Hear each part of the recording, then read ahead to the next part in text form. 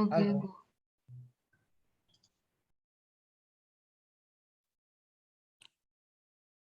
go. Hi, good evening.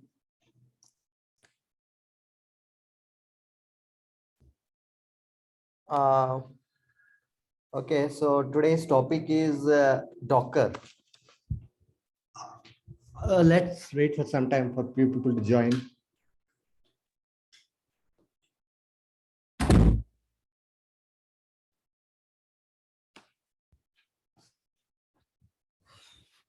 Okay, so last session we actually discussed about GitHub, right? GitHub and the basic commands of GitHub, fundamentals of GitHub, architecture, how GitHub works, and so on, right? So today we are going to start an interesting topic called Dockers. So we are going to cover like how Dockers works, what is the water containers. So we have already a separate slides for it. So I request everyone to actually open those slides for Docker. So we will actually discuss about it. Okay, so we have right now we have like 4 people already. Okay, 5 people.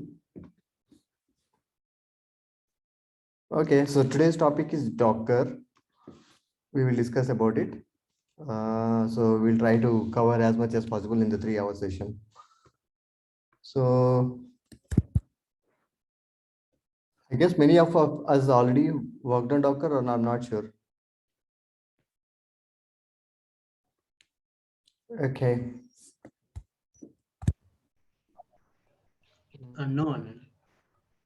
Oh, okay. Okay. So let me start with the Docker session. It's a very interesting topic actually. So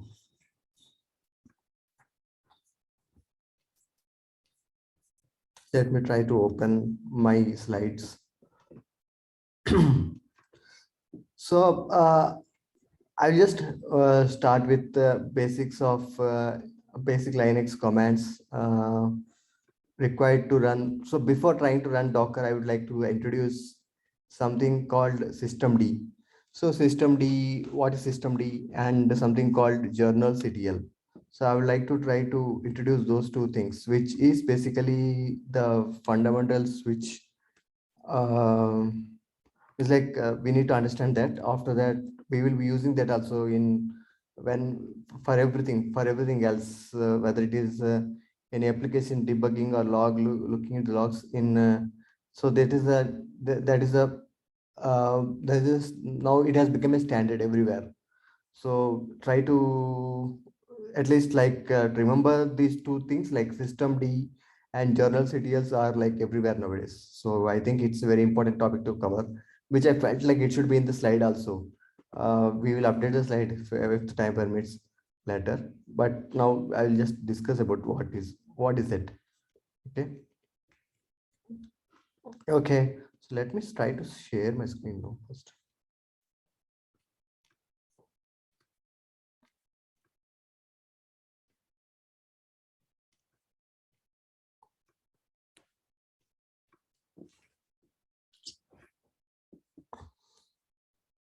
Okay, I hope everyone can see my screen.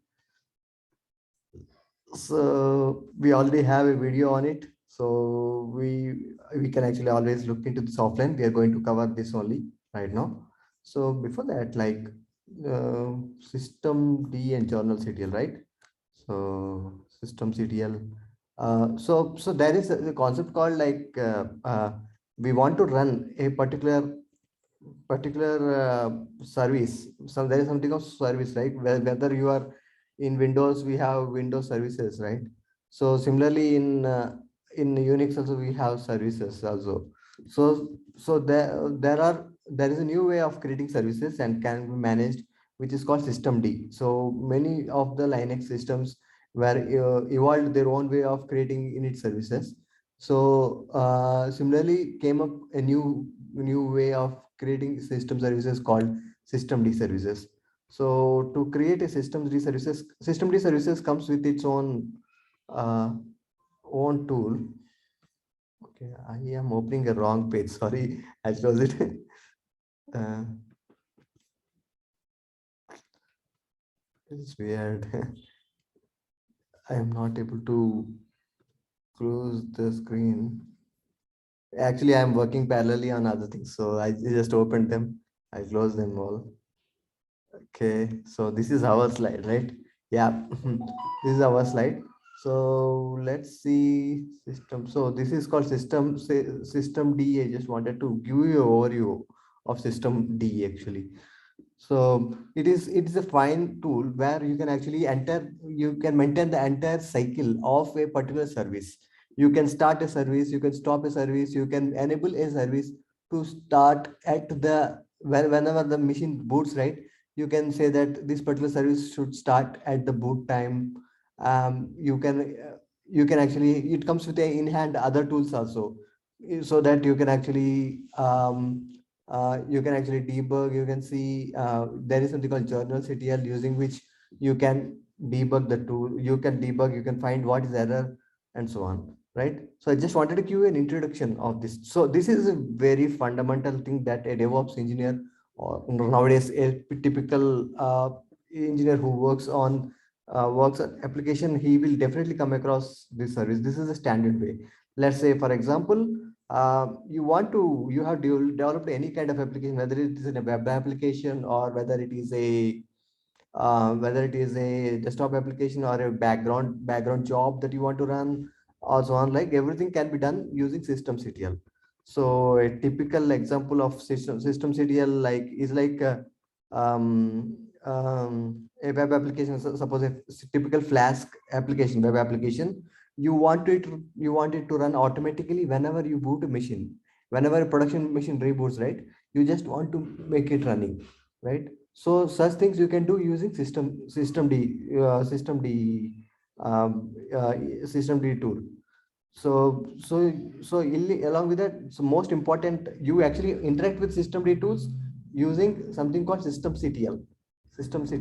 So like, so this is one of the example that I'm showing you. Like, if you want to start a particular service, you start using this particular command, systemctl start ng. So nginx server, there is this nginx server. So you can just start the nginx service using systemctl start nginx. To stop it, you just see systemctl stop nginx. To restart the service, you have to restart like this. So similar. So these are the commands to enable to work on systemd specific service. Okay. So we will come across this in definitely we'll come across in our daily routine. If you are working on any particular application, production application, which actually needs to be started, stop, you can do it like this. So just try to put your hands on. You can just try. While running, right, I can just show you, like, um, any kind of application you can actually run, whether it is doc, even like when we are going to introduce Docker, right? So Docker is also can be run under systemd as a systemd command. So I will actually future upcoming slides, I will actually show you. I can just jump right now itself and show you here only how it actually works. So probably I will show you, like, I again revisit again, but I will just show you for the sake of showing a hands-on on systemd. Okay. Okay, it is stuck. Probably I have to.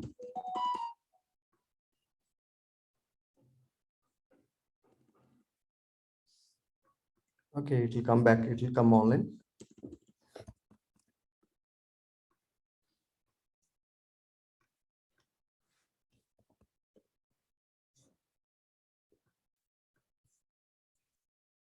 So I was just opening. I was just creating a AWS EC2 instance.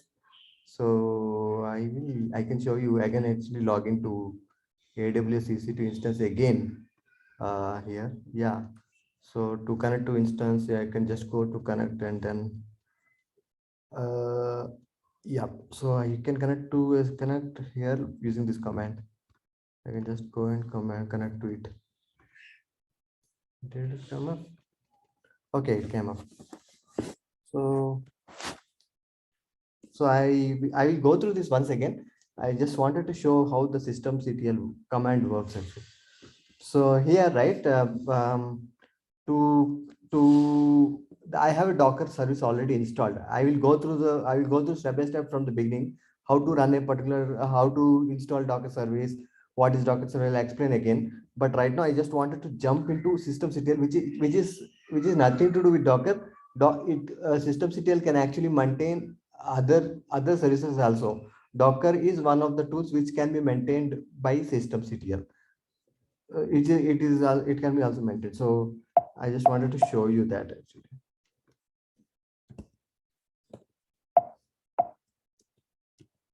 Sudo.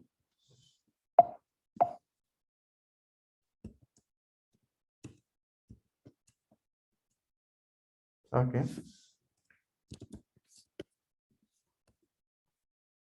My font is very slow, very small. I hope you can see that. Are you guys able to see it?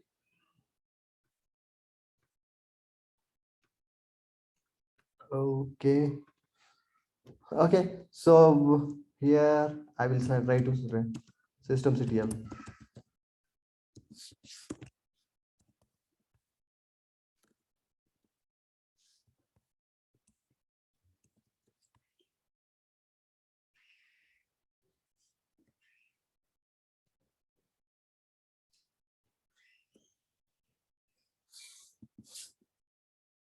Okay. See, I just typed one particular command. So the command, if you are not able to see, what I will do is like maybe uh,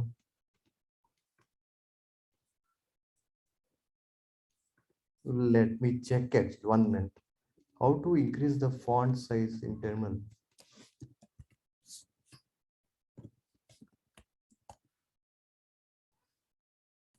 It's at the top left corner. Okay, Yeah, top left. same Okay. machine. Here. Yeah, somewhere here. It's different from you for you. Okay, in preference. Preference maybe general profile login shell. I used it long back. Here only we can set that. Yeah. Here This font is there. See, change. This change button. Font. Yeah. Okay. I think you can increase the size too. Yeah. I think I can increase size now here. Make it 2018. Will it work? Font. I made it 18. Let's make 18 and close it. Nothing changed actually, na? I don't know. It worked for me. Okay. Okay, it worked for you? Okay. So terminal preference here, text change. I went to font. I actually set it to 18. I think you have to restart the terminal. Oh, okay. Okay. I will do that. 18, I did it and then I close it. I'll open a new tab then. Okay, terminal shell new tab. Oh no, it didn't help me. Okay. It worked for you?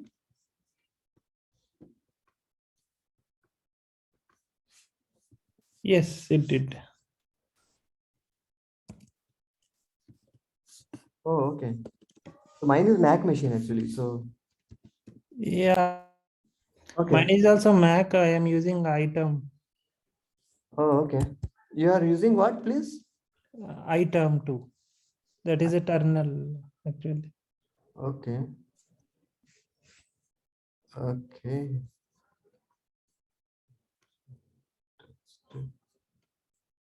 Try changing the form family too. Hmm.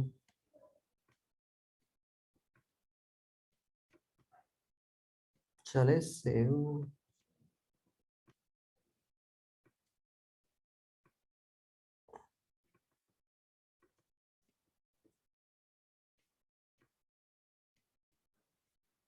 Yeah, I changed it. There is nothing called save at least, right?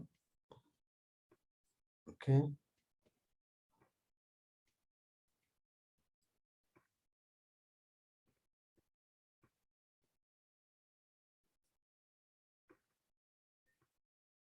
Mm. Oh shit, it changed, but actually it changed, but not. Yeah, it's changing the family, but not font size. Yeah, yeah. This is again a problem. I shouldn't change to this. Before it was.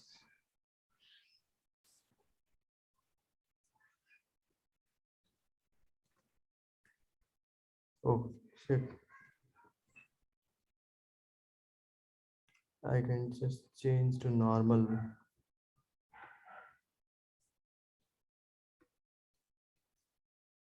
Roman, right? Font times.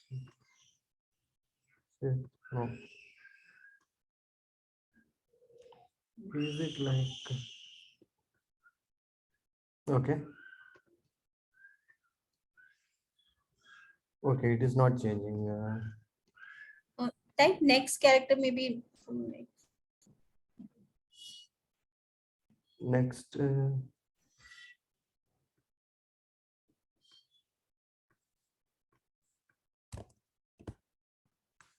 not working. Okay. Okay, let it be. So yeah. So we were actually discussing about systemctl, right? So yeah, so here I have shown you an example of how the systemctl can be worked, right?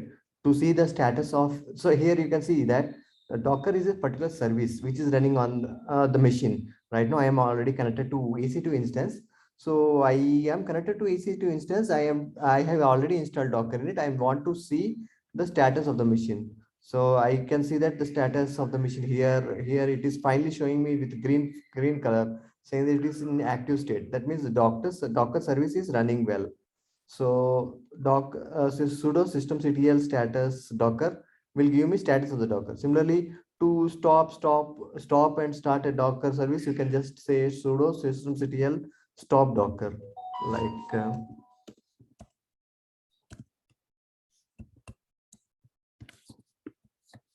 stop Docker.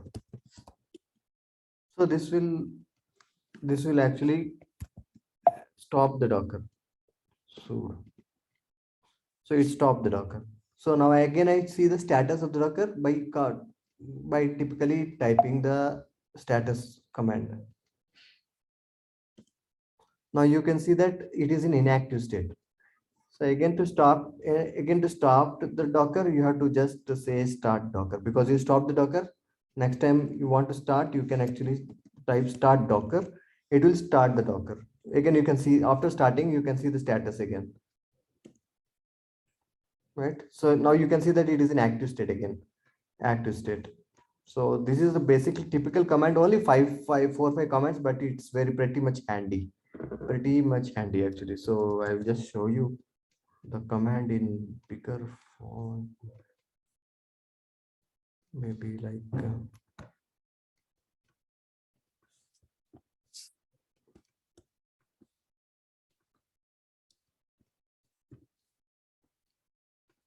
so I think you can see the command now, right? Increase the font.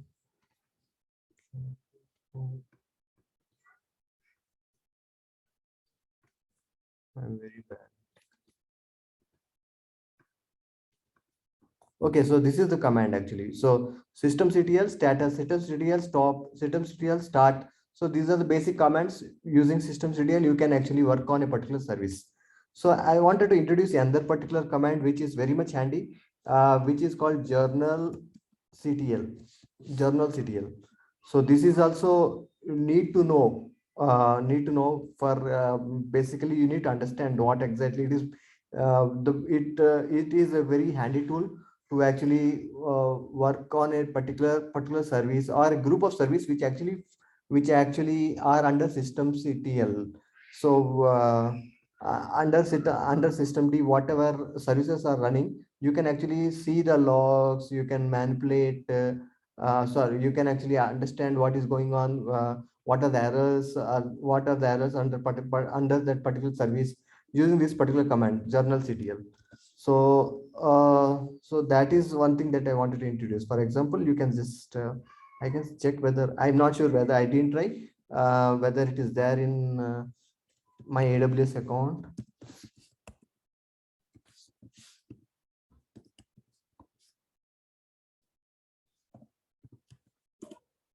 Yeah, it's there. So you can see that, right? Journalctl, this command, you can see that, you can see the logs of a particular Docker, a particular service called Docker. So what is happening, if there is any error happened, so what are the errors, you can just quickly look into it. So these are the two commands which are pretty much handy. What is this -u here? You want to means like how systemd actually works is like there are the logs are actually stored in such a way that it can be easily be managed by journalctl. Journalctl is a single tool to work on multiple services, out of which Docker is one of the service. So if you want to filter out and say that I want to see only Docker service specific logs, that means you say that by this particular parameter -u. Okay, so if you have another service, for example, you have another service, nginx service you are already running under systemd, suppose, for example, so then you can say -u Docker, -u and nginx. So you can use both together. So then the output will come like then the output will come for both the services, for Docker service and nginx service. Got it, right? Yes, so it says which service we want to know the status for. Yeah, it with service. And also journalctl is very powerful. There are many parameters, not only -u. If you want to see the runtime logs, suppose you are in production, and if you want to see immediately, like at the restart of time, few new logs will be coming, right? So you want to see the running status, you can give, I think, the -f option. By putting -f option, you can actually see it will be in watching state. So it will be continuously watching if any new Docker command happens, right? Suppose in another terminal, I can log in and show you. So here again I will log in using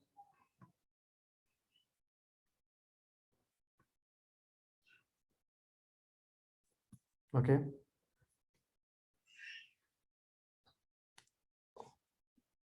Again I can log in. I'm not sure if okay, not this.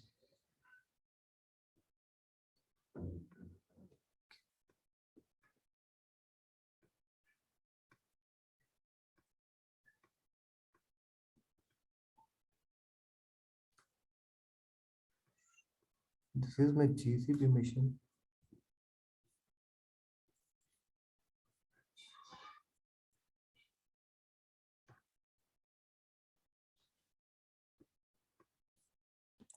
Let me try to show you that. So at runtime also we can actually see the status. You can see this is the last line, right? So I will go to another terminal now. I'll open another terminal here and I will log in again to that machine. Hope it doesn't log me out from this machine here. Okay, it's working. Now I am already logged in. Now here I do some Docker commands. I will say Docker ps, Docker ps -a. Okay, I did multiple commands. I am under root. Here I can see that there are two nginx servers running, right? So see, I typed few Docker commands here. So they are actually logged. So I have typed Docker ps and Docker ps -a. These few commands I already typed. So those commands, someone is actually contacting Docker, right? So that are also being logged. You can see that, right? So the new log begin here, and it also says that something has happened. Docker domain has completed initialization and so on, right? So these all commands are as a result of I executed few commands. So the basic idea is like you can actually watch what is going on to a particular service, right? So I hope Docker is actually running here, right? And it is actually running two containers. I can see. Okay, it is running as a container. So it is not a systemctl. If it is a systemctl, I could actually show you that Docker journalctl using nginx also, but this is not the case. So basic idea is like we need to understand that there is a service tool which is mostly used everywhere called systemd, and systemd is a service which can be manipulated using systemctl command. You can actually start stop service using systemctl commands, and I can actually show you running how to actually start a particular system your own. You can actually create your own systemctl command also. There is every systemd command goes in a particular directory, in one particular directory, which is under etcd. Generally it is in etc. So I can show you like under etc, under /etc, you can see systemd, right? There is a folder. You can see that there is a folder called systemd. So here, right, whatever services you want to introduce, you want to create your own init service, you have to create here with name dot service. Suppose you want to create your own application service, so you can say that my app dot service. You can just create a my app service there. So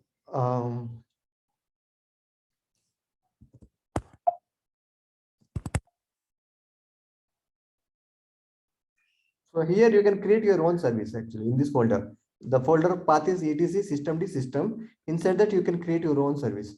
So a typical example of one particular service I can show you, which I already have in my GitHub. Where is that? Maybe.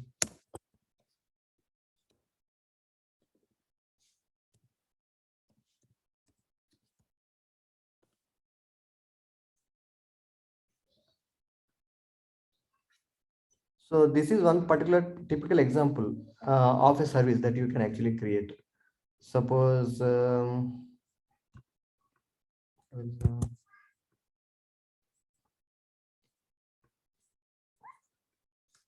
this is one example that I just wanted to show you.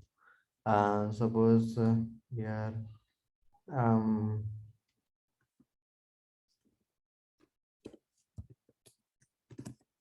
right, I am trying to, here you can see that I am trying to create a particular service of my own which can be run, which can be started, stopped using systemctl, right?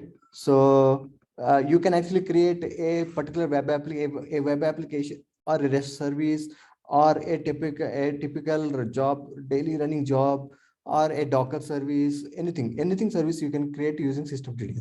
So this is the specific syntax of how to create a particular service, right? So here I am trying to create a service called a data service. So its name is data service, which is the file with the contents of the service is something like this, right? This is the basic syntax of it. Okay, so you just give the description of the service, uh, where it's what is the command it should actually run. So in this particular example, I can just say it is a typical Java application. So I just gave it using command java minus jar and the jar path. This is the jar path. So I have to give it you to exec start. So whenever this particular service runs, right, you can just run you can just run this particular service using the systemctl commands.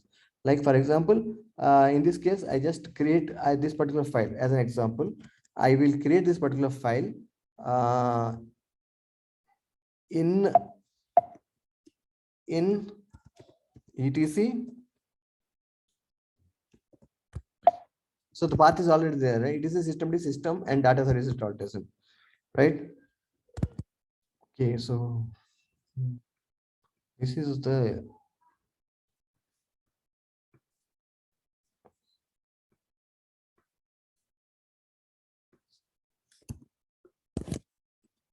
So I'll go to slash etc slash systemd.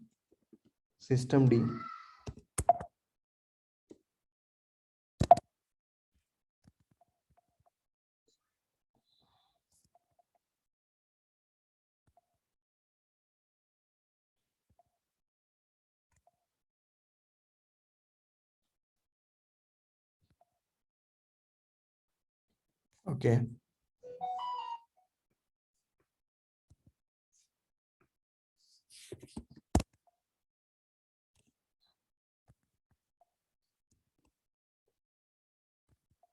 System, and I will create a particular file called data service.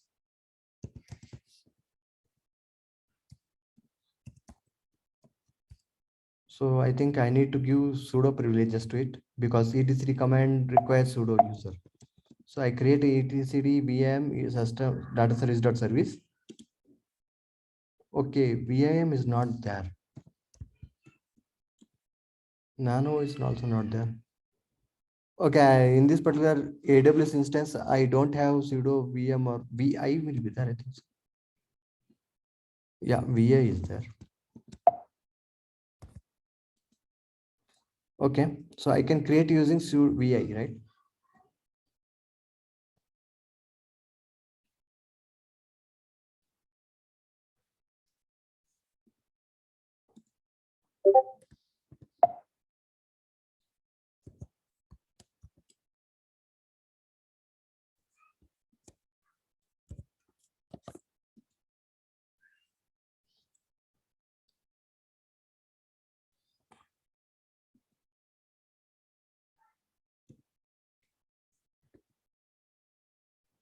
So this is the way you actually create. It is as simple as creating the creating service is just following this particular syntax. You have application, you just need to create the service using this particular syntax. The syntax is pretty much like standard for every any kind of service that you want to create, right? Any service you want to create, and you just have to give the command from this particular for this particular in this particular variable exec start. In this exec start you have to give the particular command.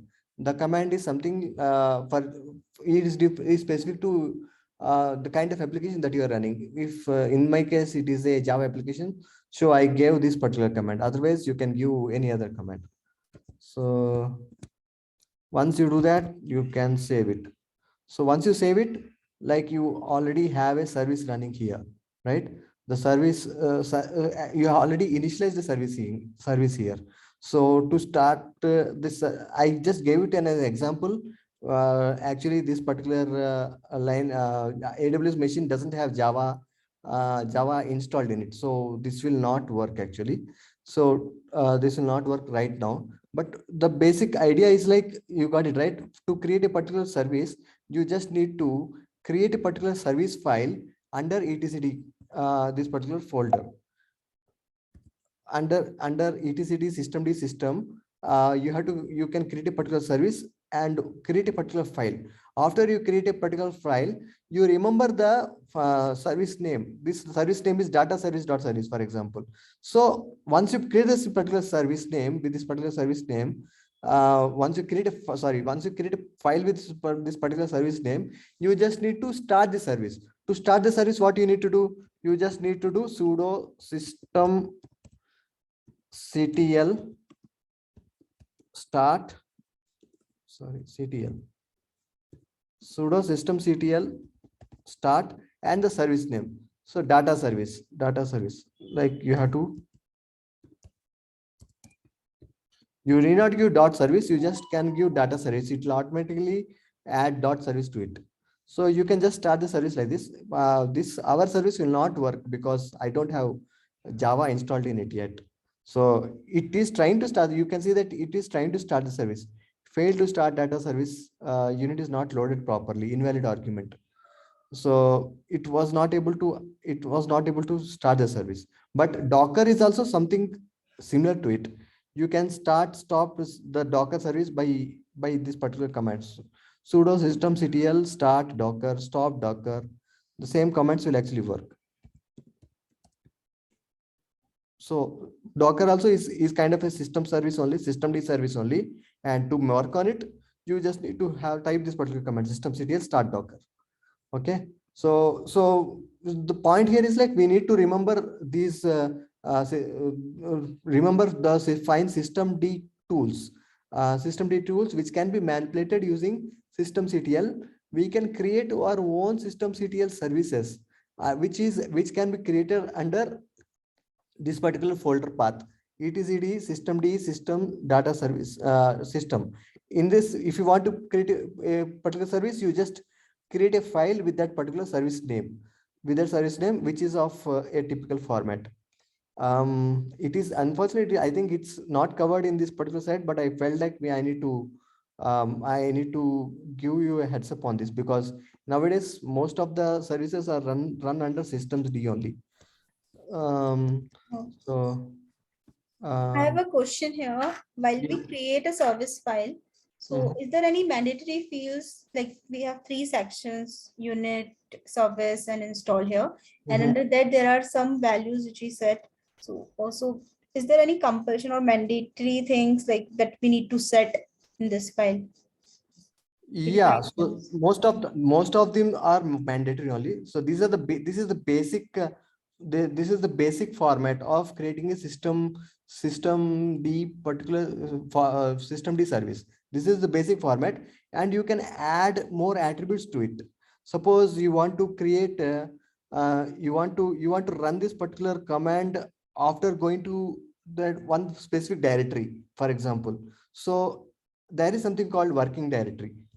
You can give that, saying that this is current, you have to go to the working directory by doing cd, then so go to that particular command. So you can say working directory,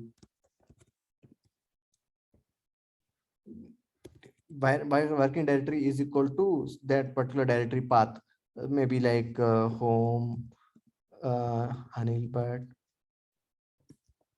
but and my service and app. Or also you can set your own environment variable.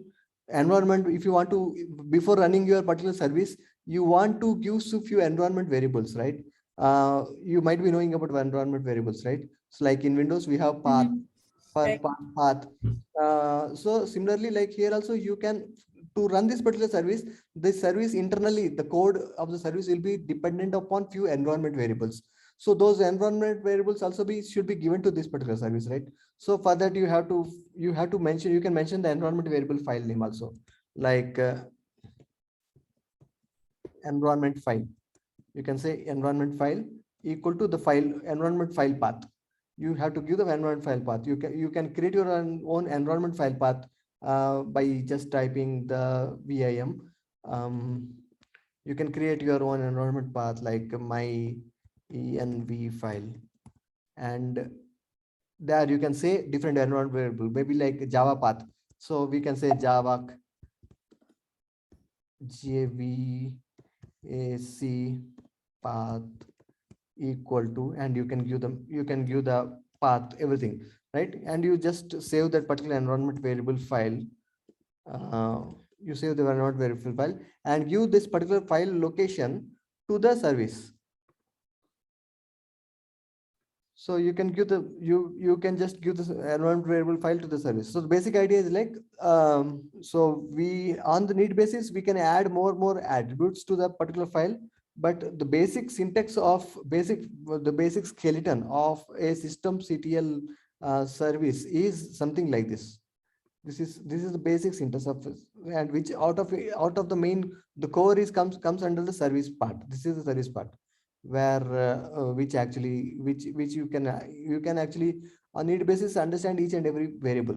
And exec start is a compulsory thing. Definitely it is mostly it is a common mandatory attribute variable which needs to be initialized based upon what kind of application you are running. Okay. Mm. The working directory parameter which you just described, does that mean the service file is placed in that working directory, or it will be placed in this location only? This is system D system and then service. Oh yeah. Systemd should be always be placed on under etc systemd system data service. It is basically the we are creating a service saying that you need to run a particular application, and that running application is there in a working directory. So that is the idea. Okay. Thank you. Yeah. So probably you can see, you can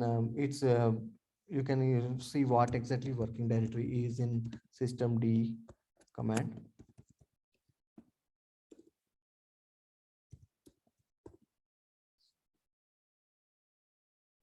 And we can find many examples of it.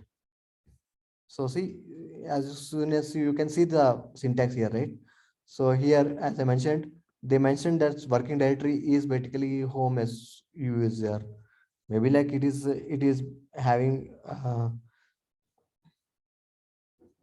yeah. So yeah, this is one particular example that you can actually see official website also. What are the different variable names that you can actually mention in systemd service unit. Okay. Okay, so just what we have learned is, just keep in mind that we need to understand what is a system D is, what is system D is, and it is almost used every place nowadays. So I just wanted to I was just wanted to explain that it is used in every place, and every place we are using Journalctl nowadays. Just try to understand what exactly how is system D specific service works. Like this is the ecosystem. What we can see that it is a new ecosystem of creating a group of service in the under a single unit, so that you don't follow different formats for different kind of applications, right? So imagine in a production environment, you actually come across running many services, out of which here I have shown you, like Docker itself is a particular systemctl service. You can see that Docker is one particular service, right?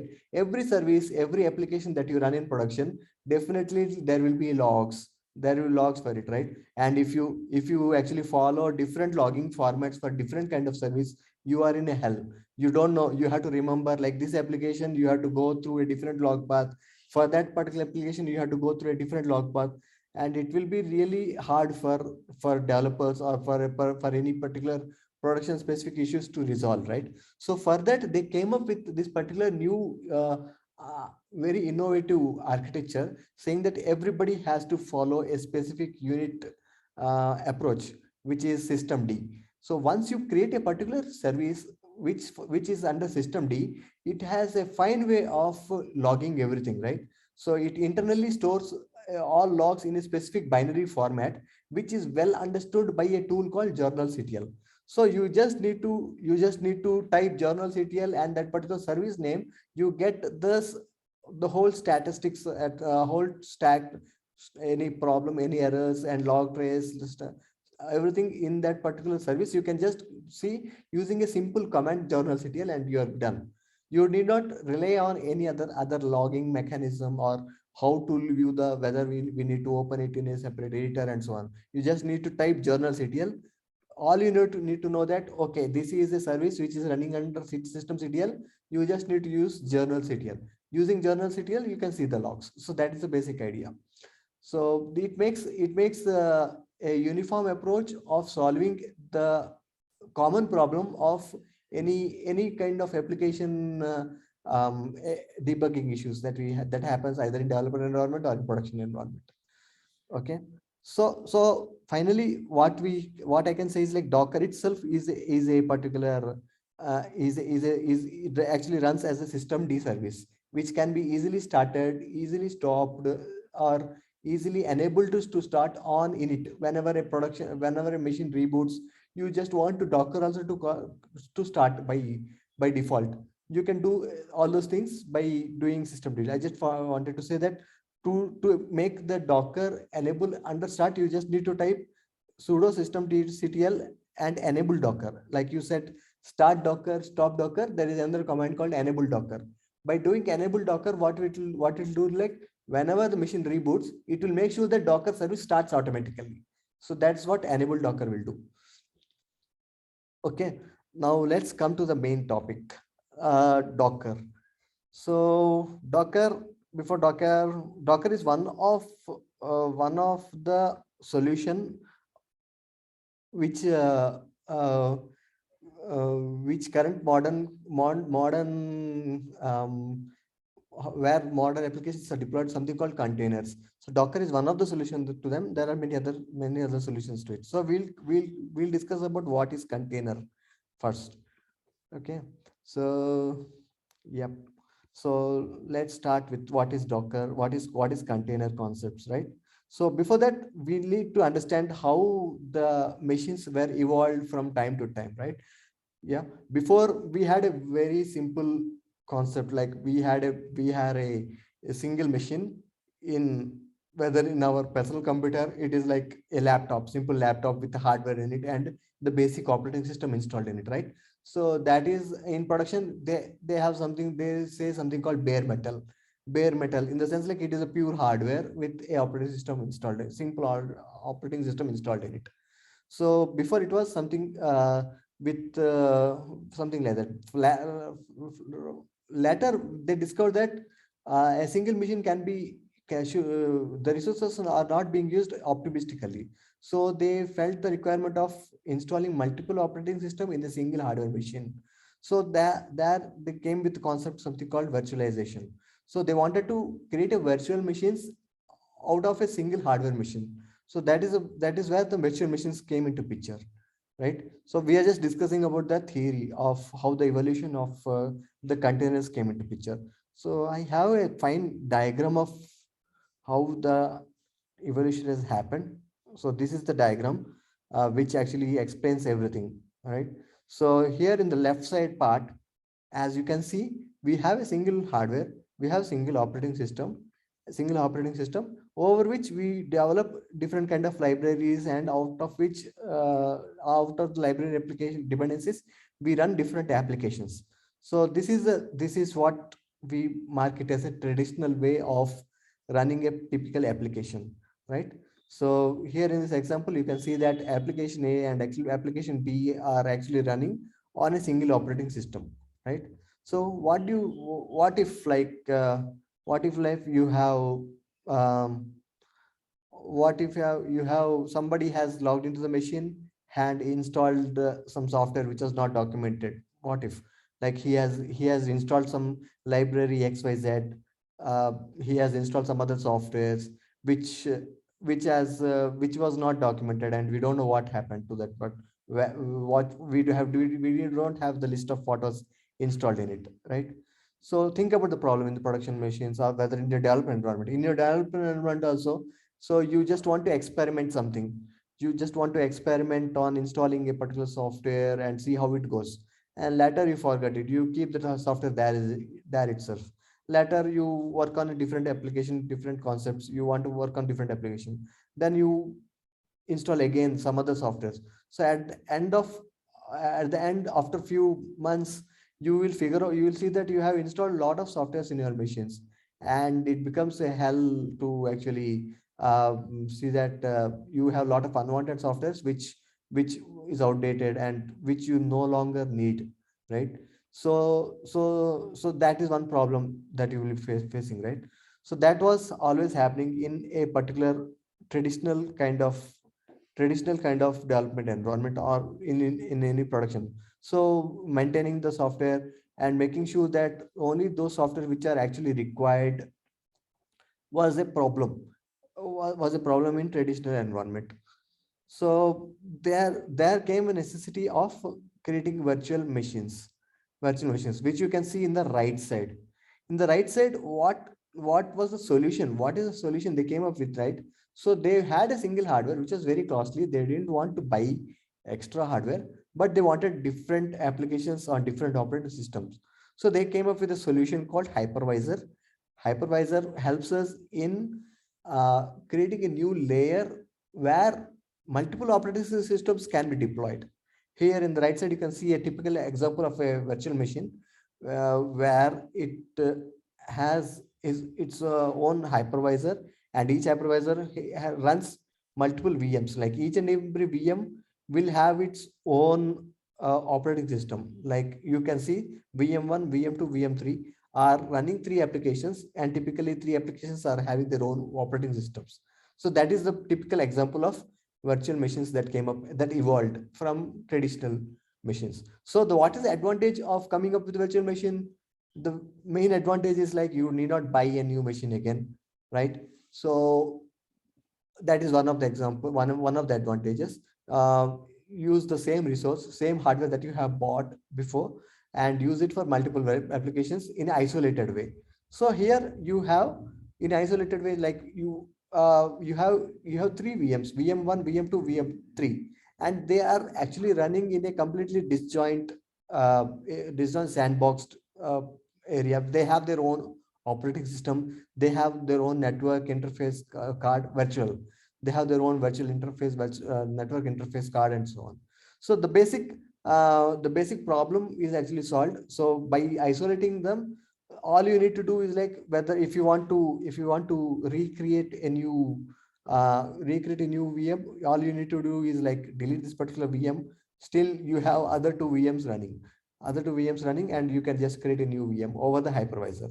So hypervisors provides a layer of creating a different separate virtual machines, and it maintains the life cycle of the virtual machine.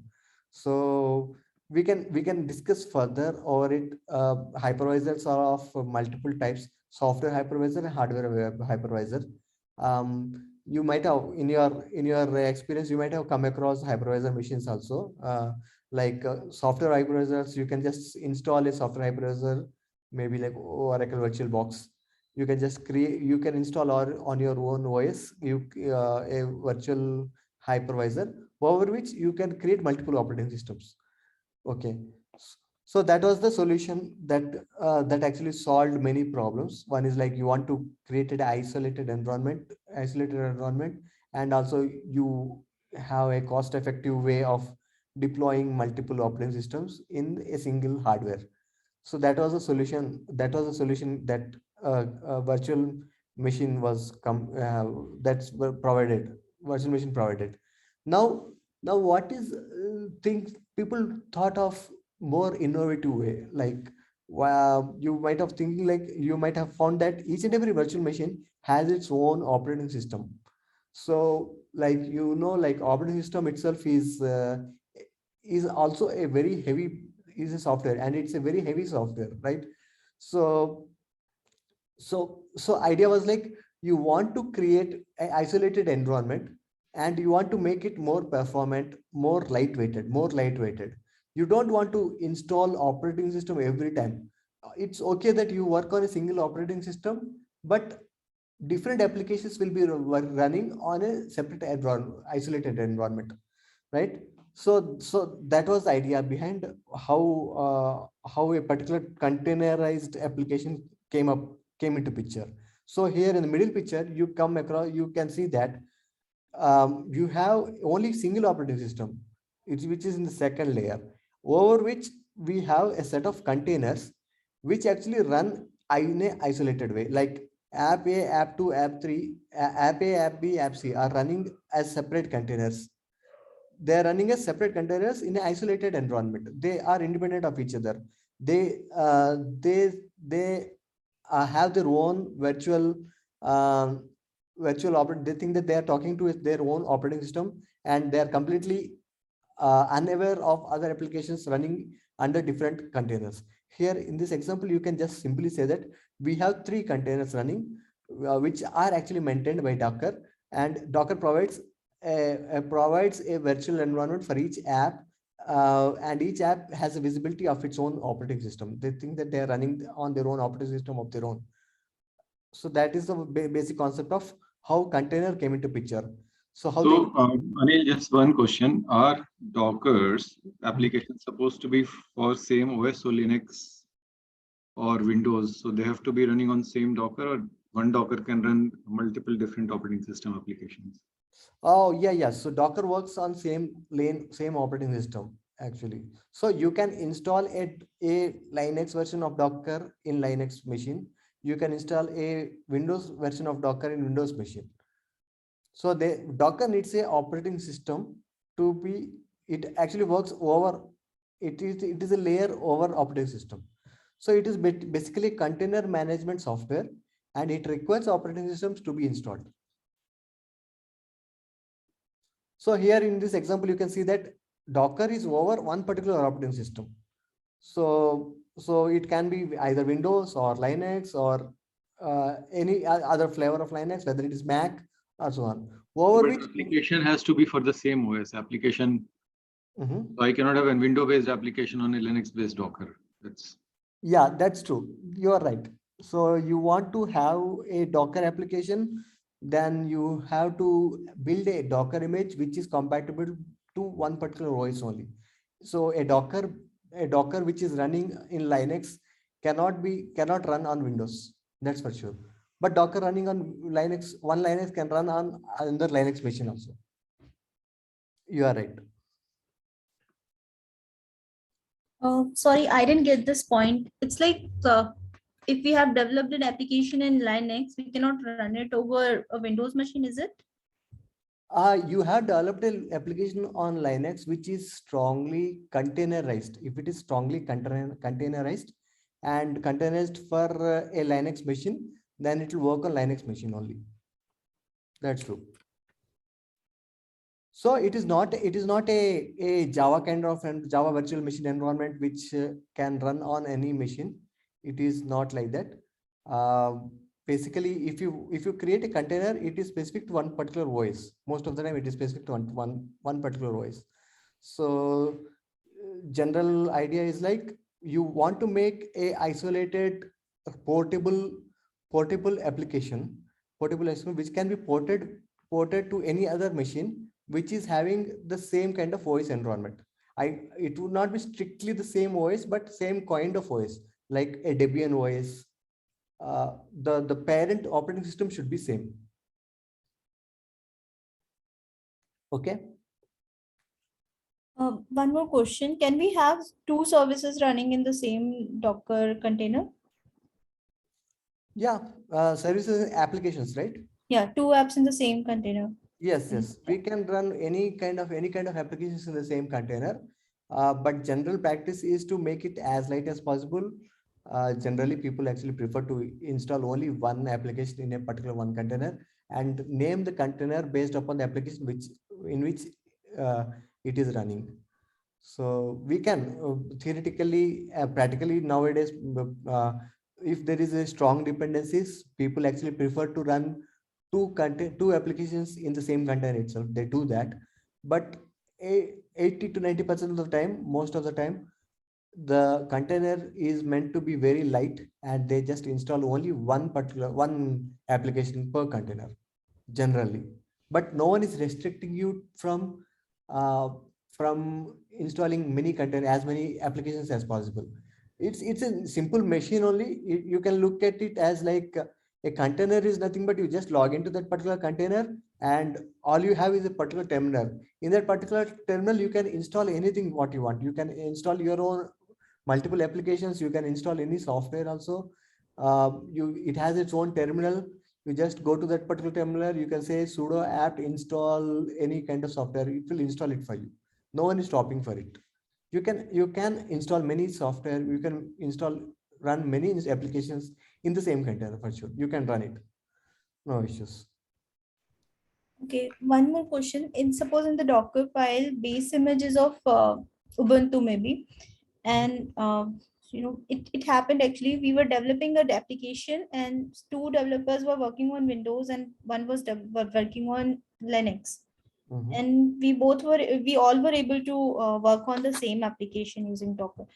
So it's Yeah. possible. So basically what happened is like over the Windows, you have installed some other softwares which made the Windows compatible with Linux.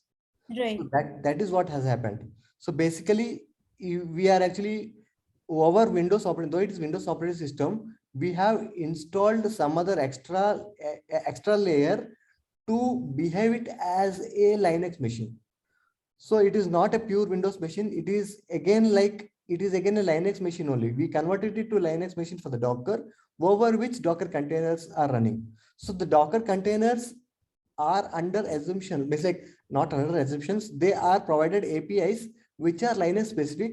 uh, using those APIs, the containers are able to interact with the real hardware. But in between the Windows operating system and the Docker containers, there is another layer which is installed, which made the things working, right? Okay, so in that case, we have hardware layer, then Windows operating system, then in between Docker and Windows operating system, there is a maybe hypervisor or virtual machine kind of layer, right? No, not it's not hypervisor virtual machine like Windows. People have developed specific tools. We can call it as an adapter, which Okay. converts, which provides a Linux environment to the Docker. So the software has evolved from time to time, right? Like few Mhm. years, if you had asked the same question few years back, I would say that you couldn't have done that at all, because that layer was not there before. Mhm. Like it was strictly the way, like Windows Docker container couldn't never actually run on Linux operating system. Later there was some extra software which needs to be mandatorily installed um, in your Windows operating system, which made the Docker containers to be running under Windows. Yeah, three, four additional tools we need to install. Yeah, yeah. And I am not 100% sure that all Docker containers, all it will be completely, I'm not sure whether I can say that it will be 100% Linux compatible, those compatible. So Linux has a huge ecosystem, right? So I'm not sure whether uh, it may be like only for the application, what is the required Linux specific tools are required, they are available. But it may not be working for 100% for all the functionalities which a typical Linux and operating system can actually provide. It may not be working that way for sure.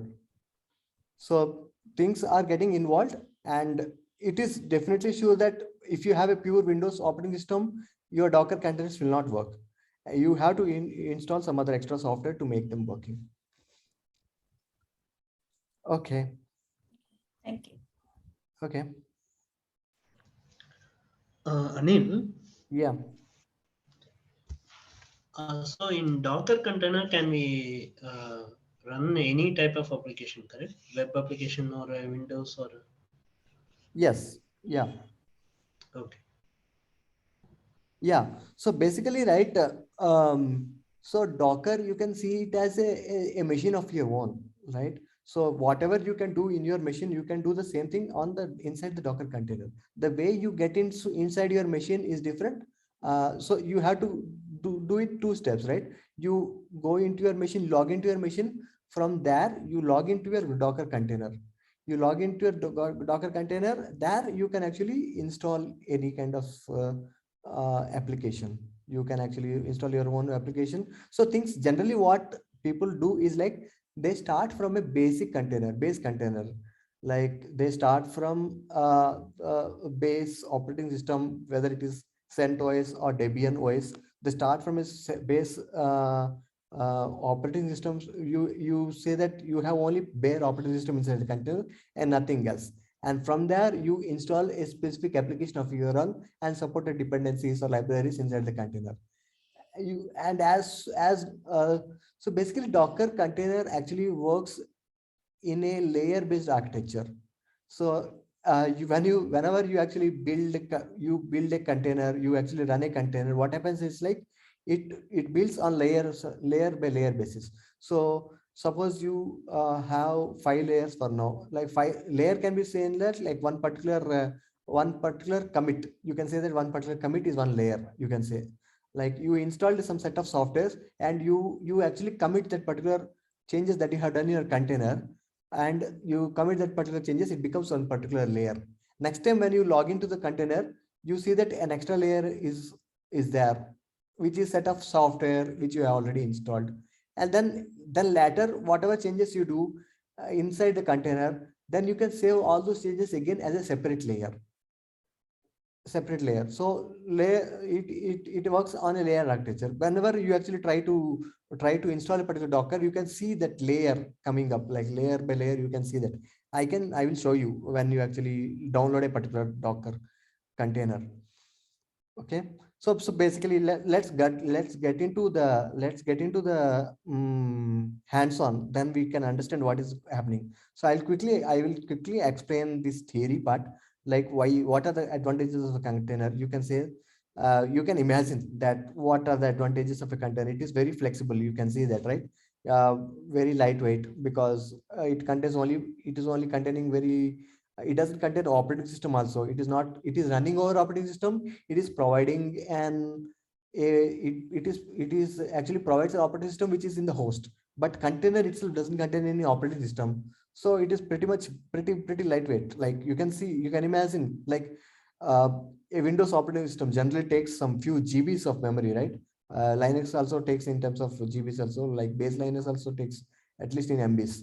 So when a container comes into picture, there is no operating system of its own. It actually relies on operating system in which the host is where the where in which host it is actually installed, right? So that makes it very lightweight, and it is portable. Like you make a Docker container, it's like a simple box. You take that box and you install in a separate other machine. uh, in that machine you should be running a Docker, so Docker software should be running, and you're ready to go. You develop a web application in one particular container. You just take that particular container and you pull it in another machine, and your application is running without any problem. So that is a basic advantage of portable advantage of container. It is pretty much portable, it is scalable and secure also, right? So scalability in the point of view, right? You can see that you can replicate as many containers as many as possible, right? So you create one application, you create one particular, you replicate it as many as to the count of your interest, right? Because it is lightweight, you can just replicate thousands of containers, and still So it will when, so when you say scalable, does it mean it is similar to auto scaling, or it's just that you have to manually do the scalability? Oh, okay. So I'm just talking about the concepts of the container. So it provides us the ability to scale of its own. But for it to scale, we take help of other tools also, right? So we take help of other tools like Kubernetes. Use Kubernetes actually works on containers. In Kubernetes world, they say it as pods though, but Kubernetes, using Kubernetes specific language, language, you can say that I want 10 replicas of the same container, right? So it is as simple as that. For Kubernetes, if you say that I want 10 replicas of container, you can just create the same container, multiple containers. And of course, whatever Kubernetes does automatically, you can do it manually also. Like Docker container, you have created one particular container, you create a base image of it, and you create a replicas of this particular image multiple times. Then you have multiple containers. What I'm saying is that it will not scale automatically, right? Yeah. So you can scale it automatically using tools called Kubernetes. Using Kubernetes, you can definitely scale automatically. Manually, you can scale off your own. Yeah. So when you deploy this in cloud, Mm-hmm. right? So a microservices, say, containerized, Mm-hmm. deployed in cloud, how will it scale? Suppose you don't have Kubernetes, how will it scale Okay. Mm-hmm. automatically based on the load which is increasing on the system? Automatically, without Kubernetes, it is difficult, right? So if you have a microservices based application, it needs to be deployed in Kubernetes. That's what you are saying, Yes. for it to scale. Kubernetes is a solution which actually helps us in automatically scaling up and scaling down. And of course, you can write your own scalable application also. Uh, is it like maybe like automatically? No. Like it will be very hard. You are writing your own Kubernetes solution itself. Like You can do that, but ultimately you end up writing your own Kubernetes based solution. So is it safe to say that if you're developing a microservices solution which is going to get containerized, Mhm. it has to necessarily run in a Kubernetes environment? Yeah, yeah, mostly. Okay. Yeah. So Kubernetes provides an environment to increase the number of containers at runtime, decrease the number of containers. It is very simple, but But that to identify Kubernetes is the also not an auto scaling, right? You have yeah, to it tell is. that this pod has to have these many containers Mhm. and it will go to that. It will not, if there is high volume Uh-huh. of request, it will not go beyond. So you say 5 containers in a pod, it will remain at 5. It will not go to from 5 to 6 unless you change the configuration. You can provide a range also. In Kubernetes, there is a syntax of providing the range. Also, you can provide some rules to the Kubernetes saying that if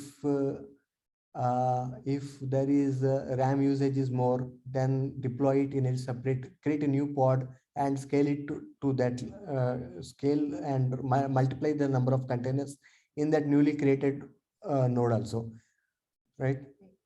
Okay. There in Kubernetes there is you just there is no means like it is not a hard coded 5 or 10. You can provide a range also, and you can set a rules for it also.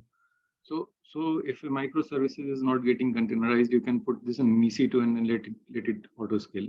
That's a better solution then, Pardon? or make it a Lambda based solution and then let it scale. Oh yeah, yeah. So Lambda based solution in the sense serverless architecture, you mean, right? Yes. Yeah. So Lambda based solution which cloud providers provide, actually internally they run servers. So probably they are running their own Kubernetes application inside within. Okay. So for us, they say that it is a serverless architecture, but definitely for any particular software application to run, we need a hardware, we need a server. Though they are maintaining that of their own. They just claim that don't worry about the scalability. Don't worry about the scalability. We'll take care of everything of our own. But internally, what they do is like they have their own Kubernetes architecture, which scales on demand basis. They have their own rules and rules based upon the calls, right? If the calls are increasing, they have their own Kubernetes solution to auto scale. So that's the way it works. For us, we don't care because they take the responsibility. Okay. All right. Thank you. Okay, so this is the basic advantage of the basic advantages of containers. So as you know, the containers are isolated among each other, and we definitely know that what softwares are installed in a particular container, and unless and we so because of this feature, no one so once a container is created, it has its own set of software installed, right? So and it is easily it's easily manageable, right? So because of which um, and like we can actually restrict the um, uh, amount of size, the container amount of software, the water software which can be installed, we can restrict it, right? So because of which it is also supposed to be secured. And suppose if there is any compromise happened in one particular container, it does not it does not affect other containers for sure. So we have isolated the problem and to only one particular container, right? Okay. Yeah. So we have something called, so we are talking about containers, right? So we have something called container images, right? So container image is basically a static file system. It's a static file system over which we create a runtime thing which is called container. So container image is one time file system that we create, which is a set of softwares, which set of applications which we want to ideally run, right? So that group of all the softwares is called a container image. And once the container image is created, based upon that particular image, we can create multiple containers. So runtime is called container, and the static file system over which the containers are built are called container image. Okay, so Docker is basically a container management system which actually helps us in maintaining all the containers, as I can actually explain in this particular diagram, right? Please have a look at this particular diagram. How is the Docker how is the Docker internally managed, right? So what does actually Docker manages? Docker actually manages containers only. Okay, so when it comes to container, we have the basic file system, which is called images, and the containers over which the image which takes image as the input, and actually it creates a container, right? So those are called containers, right? So Docker actually is responsible for so maintaining the images, maintaining the containers as well, and maintaining the network. So network, which may involve saying that we want to create a network of a container of private network of container of its own, right? So such things can also be done. So Docker is responsible for creating network also, and also it is also responsible for creating data volume internally. Docker is actually architect in such a way that it has its own server client architecture, right? So Docker has its own server, so which actually runs when you actually install a Docker and start a Docker. So Docker has its own server. You interact with Docker the via client. So client actually interacts with Docker via the REST API service, as you can see the service. But generally, all these three, the client, REST API, and servers, all these three actually run in a single machine most of the time. It is generally runs on, but internally it is developed in such a way that it has its own client, REST API, and server. And how the client interacts with the server using the Docker commands. So Docker provides this. The client has set of commands, which which most of the time is like Docker pull, uh, Docker run, Docker build. There are set of commands which actually are given from the client side, and those client side commands are actually as taken by the server to perform specific actions, whether it is to create a new image, whether it is to create a new container, whether it is to reconfigure the container, whether it is to build the container. So based upon that, the client actually gives the command which is taken by the server and performs the specific action. So that is how the basic Docker architecture works. It has its own client server architecture. Okay. So here, um, important concepts that we will actually do hands-on on Docker for sure. We need to, as I'm sure that most of you already worked on Docker, so you can just recollect. You can recollect what are the different functionalities a particular Docker can do. Like, so as I already mentioned, we have something called images, right? Images. In Docker. Docker actually stores all those images in a central repository, which is called registry, which is called container registry in abstract. So container registry, you can imagine it as a repository of images which can be downloaded by the users anytime, right? So imagine that you have built many images. You have built images and you want to store in particular location, in a central location. So that central location is called container registry. So in the right side, what you see in this particular diagram is an example of a typical registry. So here in this example, you can see that there is Ubuntu registry, Ubuntu image, CentOS image, and Nginx image, right?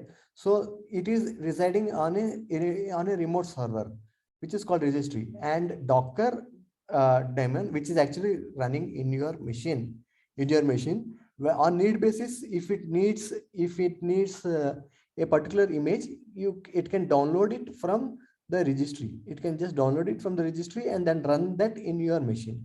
So here in this example, uh, if the server finds that the client has ordered the server to run a particular container based on a specific image called, so for example, nginx, then it will look for in its host machine. If in the host machine there is no such image, then it will try to contact the registry. In this so there are many registries out there. Docker maintains its own registry, so which is called Docker Hub. So similarly, there are many other registries. Basically, registry is nothing but a server where we can actually store, dump up as many images as possible, and that can be reused in any location uh, where the user wants. So if it is a private registry, user has to authenticate himself before trying to download that particular registry. Otherwise, if it is a public registry, most in Docker Hub is basically public registry. You can just download it without any authentication. So how typical image cycle works is that the Docker, which is running in your machine, Docker daemon, which is running in your machine, tries to search for a particular image in your machine. If that particular image is not there, it will try to look for the registry, and by default, it Docker looks for a Docker Hub registry, and it tries to download the particular image from the registry, and then after the download is done, you can create containers in your local machine based upon that particular image. So there are different phases of the image. You can actually till now what I was you can actually build the image, you can actually pull image, you can run image. So till now what I was talking about was pulling the image. The pulling of image is basically pulling the image from the registry to your machine. So that is called pulling the image.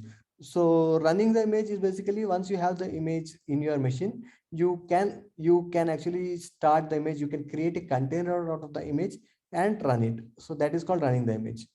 So for that, we have different commands in Docker, which is like Docker build, Docker pull, Docker run, and so on. So that is how the Docker architecture actually in a single abstract works.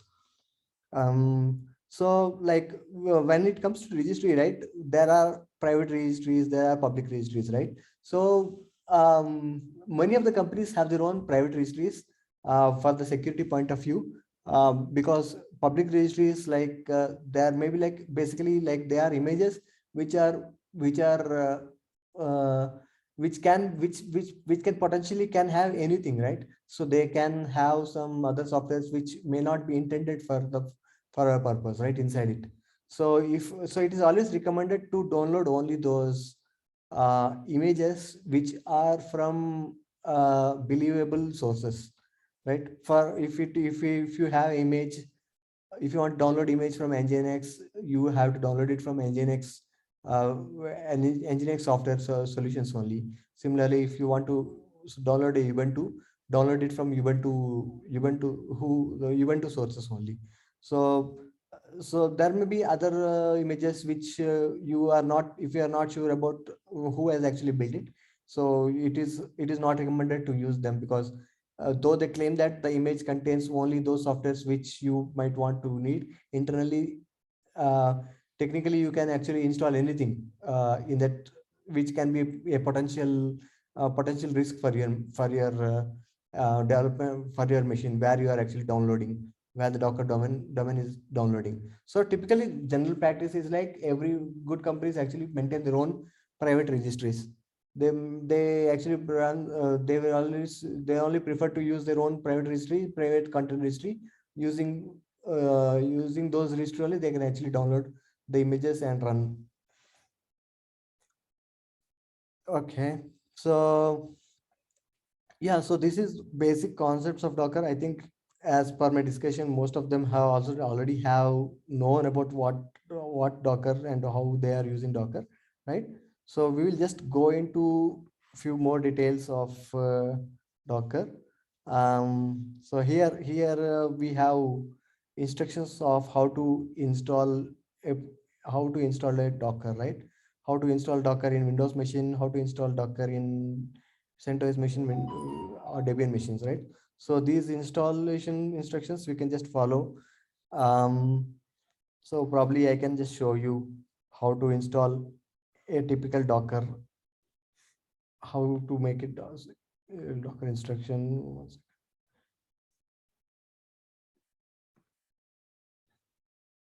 Yeah, so I am having a Mac machine. So we have install instruction for CentOS machines and other operating systems also. So probably if you have uh, if you have you, Docker installed, then well and good. Otherwise, feel free to install Docker machines following these commands in your machines, and there you can actually Anil, yeah. yeah, I have one question here. Mhm. So when we are installing this Docker, do we have any hardware requirement specifications? Hardware.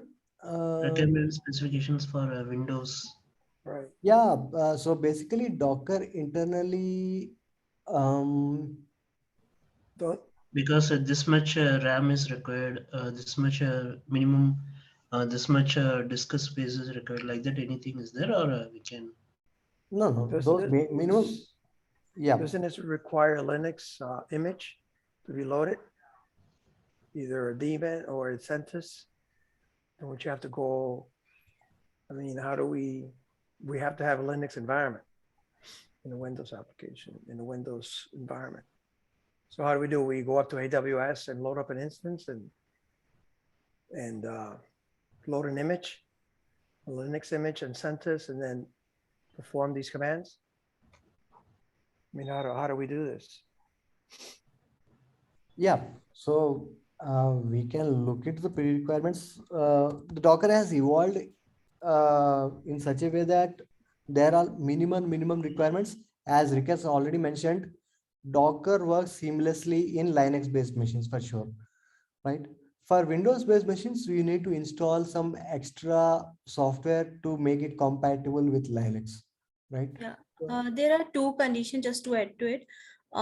Like you cannot install Docker on virtual machine. It should be your Right, proper system. locally, right, Yeah. locally, but I don't want to load up the system Yeah, with an and other image that than that, size. yeah, right. Yeah, you have to load up, you have to go to a provider. Mhm. I got it.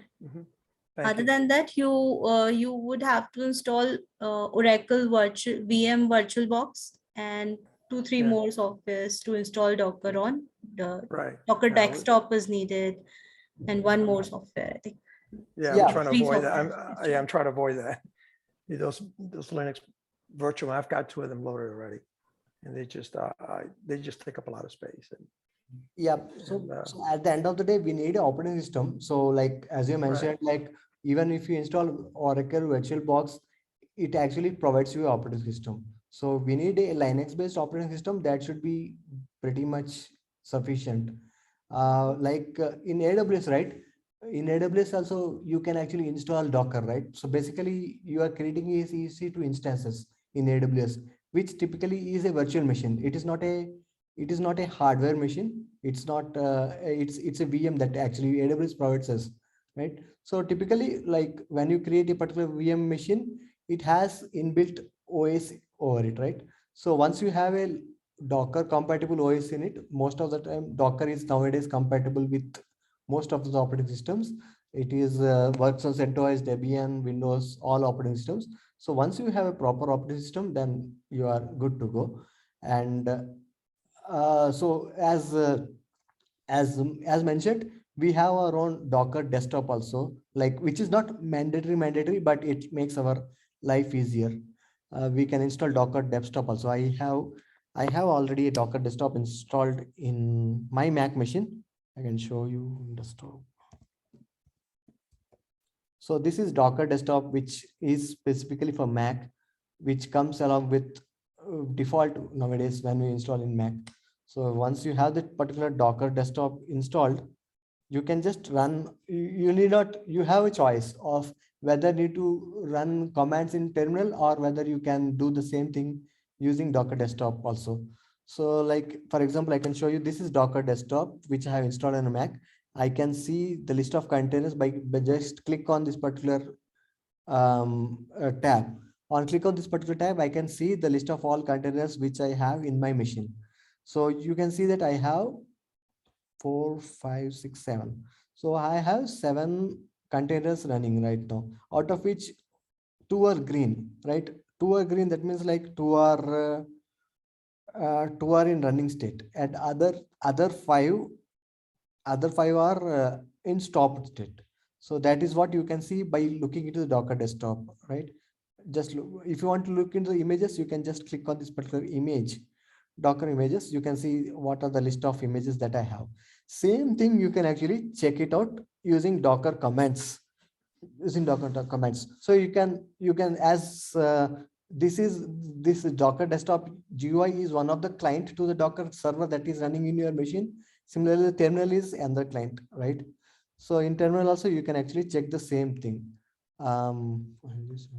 So for example, to list all the images, list all the images, you can say Docker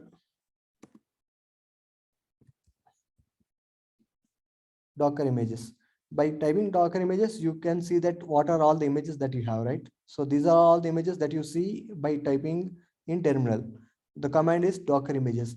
The same thing you can see by looking into the Docker GUI, Docker desktop. This is Docker desktop. On click on the images, you can see that these are the same output that you see here. So both are same, right? So similarly, to list running containers, suppose you want to see the running containers, you can just type Docker PS. To list all, you have to say all -a, Docker PS -a. By typing Docker PS -a, you will see all the list of all containers, whether they are stopped containers, whether they are started containers, all the entire list you can actually see by typing Docker PS -a.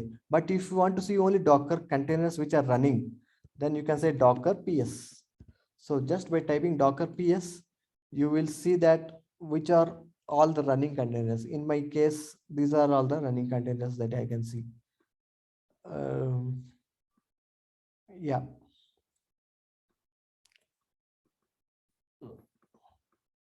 So I see the download for the Docker desktop in Windows. Can I just simply run off the Git Bash terminal for this, or does it bring in already the operating system, the Linux operating system? That's what I'm trying to understand. Windows. Yeah, there is one for Windows. So I already downloaded, but I don't. I mean, is the environment? I think it might not run. I'm not able to see Docker desktop for Windows. Where are you seeing that? It's right here. Mhm. I'll show you. I'll send you a chat. Oh, chat mean. Yes, and I'll put it in the chat. Okay. You can see that in your machine, you mean? I thought it was in my machine. No, Okay. I mean in the website. Okay. Okay, in Docker Hub, you mean? Right here. Yeah. Okay. Oh, okay. Yeah. So if you are in Windows environment, I think it will automatically show you.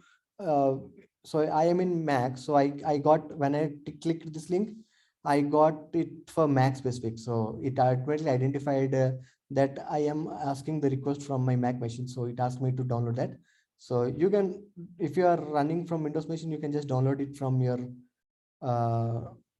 from the link that was provided to you. I think you are running Windows, right? You can just download it and it should be good for you. Just below it, it's there also available for Windows and Linux. Yes. Yeah. So you can just install it for so if it was my Windows machine, it would automatically identify that the request is for Windows, and this button would have been for Windows in your case, right? Yeah, so Rick, you can just download it. Let me know if you I think it should be seamless. You just need to download and double click and it should be able to good to go. Yeah. Anil, it is applicable to server also, right? Windows Server. Yeah. So Windows Server will have its Docker desktop version of. Oh, you mean Windows Desktop and Windows Server, right? Yeah, yeah. Yeah, it should be. Standalone, for example, if we have VM, so in that VM we have Windows Server 2012 like that. Mhm. So Yeah, in that case, we can. yeah, it should be actually. Yeah. Okay. So nowadays, Docker has evolved in such a way that it is supporting almost all operating systems.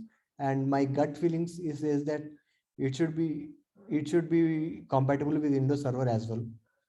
Yeah, you should be able to install Docker desktop and along with Docker CLI both should be able to you should be able to install it in your Windows Server as per my knowledge.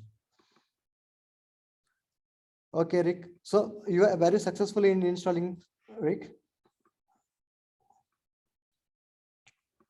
Not yet. It's installing. I don't know what's gonna happen here.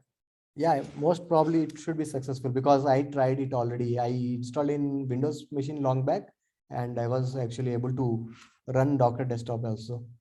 Yeah, but comparatively, Docker are very light in Linux machines and it typically is heavy in Windows machines. It makes your machine slow. So like if you feel like it is slow in your machine, typically generally desktop machines are of 4 GB, then Docker will take most of the RAM space. If it is 8 GB, then I think it is good to install Docker desktop in Windows. As I installed in the past, I installed in 4 GB machines. It was my machine became pretty slow for sure. So in Linux machine, Docker is runs very seamlessly. It doesn't hang that much. It is pretty fast in Linux machines. Basically, Docker or any containerized solutions were actually built and tested. Everything were done in Linux specific environment most of the time. So like I'm I would say that like if it is slow, then the solution would be like to stop the Docker container in a machine. You should be back in form. Yeah. Hi, Anil. Hi. What if cause I installed this Docker setup in Debian based anyways? Mm-hmm. Because when I used this Debian OS, no, if then that will be used in any type of like controller based thing, not in a machine.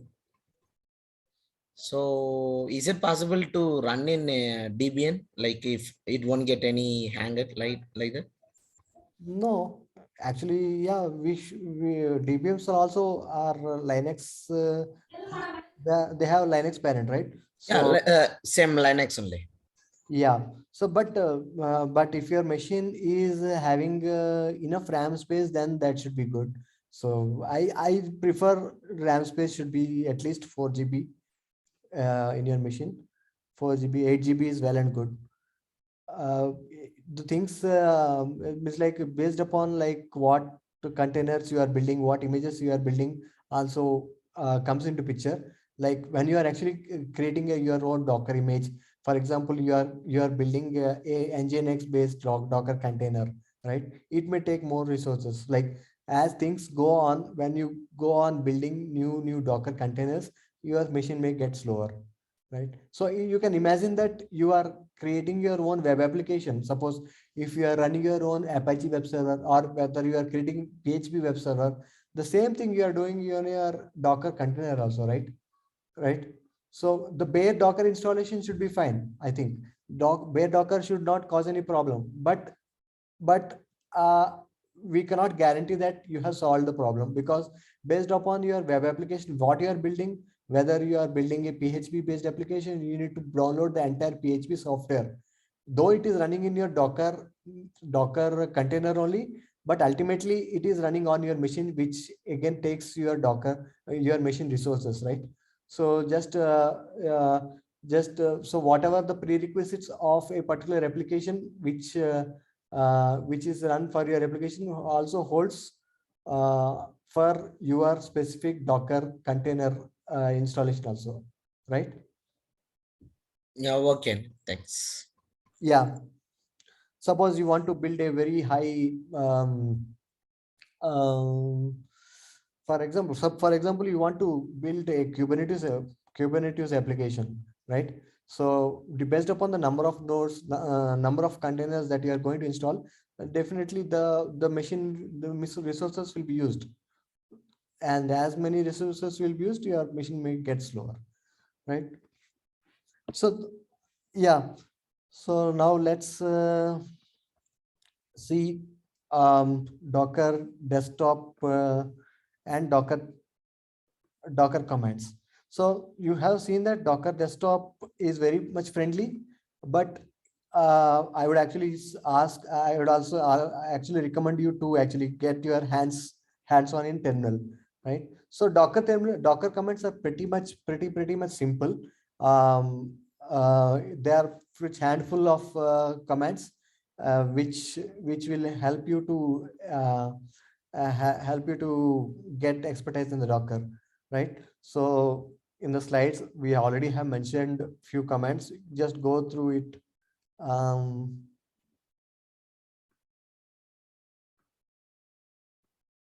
so yeah.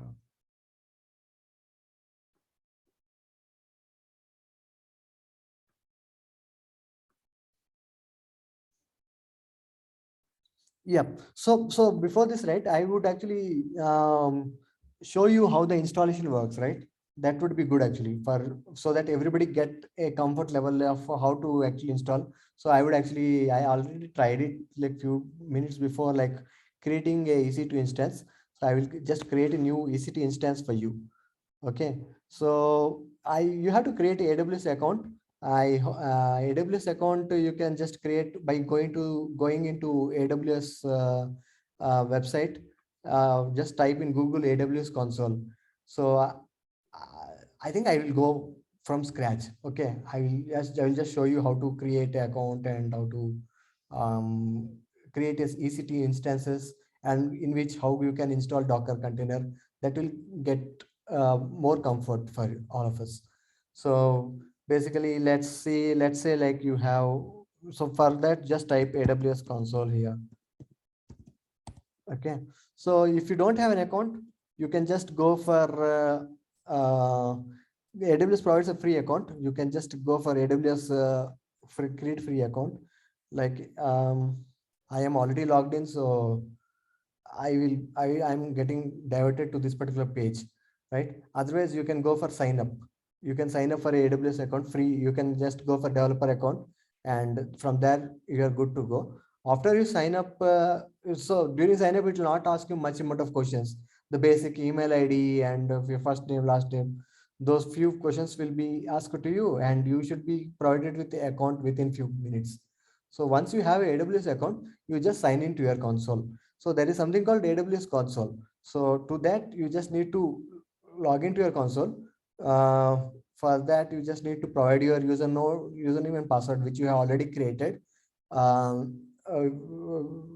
So once you log in, you have your AWS account in you get into your AWS console account. So once you have your console account, you can create your EC2 instances.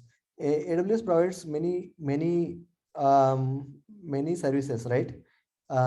So out of which one of the services is EC2 service.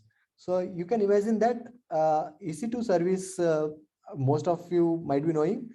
Basically, it helps you to create virtual machines. It helps you to, like, you want to create your own Windows based machines, you want to create your own Linux machines, you want to create your own Debian machines. You can just create any machine of your requirement, right? So to create a EC2 instances, you just need to click on this launch instance, and there you just need to provide what kind of provide a name for your machine. Provide my machine, maybe like Anil. I'll give my name, Anil machine. Okay, and you are provided with what kind of operating system you actually want to install, right?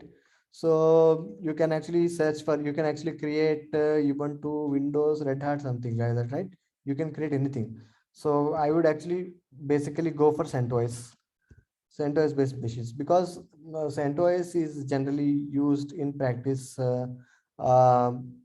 Most of the companies actually develop their software, install their software in CentOS machines because of their because of their commercial support, right? So CentOS comes with it is very easy to actually create a free CentOS machine and upgrade it to a production level commercial supported operating system. So because of that reason, people generally actually just create a operating system based on CentOS. They develop their solutions in CentOS machines, and before going to production, they upgrade it to a commercial support. And it is very easy to upgrade to a CentOS distribution to a commercial support and install it to production. So most of the companies generally prefer to actually start their development from CentOS machines. So that's what I also recommend. In the slide also, in the video slide also, we have given the steps to actually create a CentOS machine um, uh, in video also. So I will just show you how to do. I think we have created a CentOS machine of version 7. So I would also go for that. I would actually install CentOS version 7. You can just select that particular operating system. Once you select the operating system here, you need to so here it says that it has minimal price of 0.12 per hour. So if you just want it for learning purpose, you can just create, and probably if you want to save, if you don't want this charge to be done to you, probably you can just delete afterwards immediately, so that you don't be charged. Generally it is free tier, so it is of very low cost. You can see that it is of 0.012. Always uh, try to look for a free tier version, so that you don't get charged much. Otherwise, if you create a solution and you keep it on for long time, then you may end up paying money to AWS services. So just keep in mind that you are using a free tier version of CentOS, and once you selected the operating system, you're good to go. So creating a EC2 instance is pretty straightforward. So it's a very few number of clicks, just few number of clicks, and you are good to go. So in this case, I am creating a CentOS machine. I have selected version 7 of CentOS machine, and now I am clicking on launch. So before launch, just have a look into what are the configurations that you have selected for. So it is a T2 micro, which is the minimal configuration, and it is it is having a storage of 10 GB, right? It's only 10 GB of hard disk space. That's it. You're good to go. You just launch the instance now. Okay, so here you need to mention some key pairs. Okay, so key pairs is actually used to actually log into the machine. In order to log into the machine, you have to provide a particular key pair. I have already created a key pair called Docker demo on AWS pair. I can reuse that.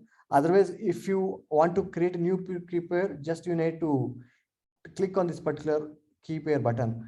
Once you click on this key pair button and give a particular name, maybe like my key pair, you just create your own key pair, and by default these are the formats.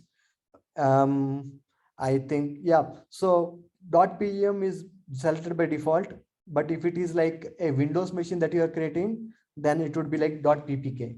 .ppk is used for Windows machines, and for Linux Debian machines we are using .pem machine.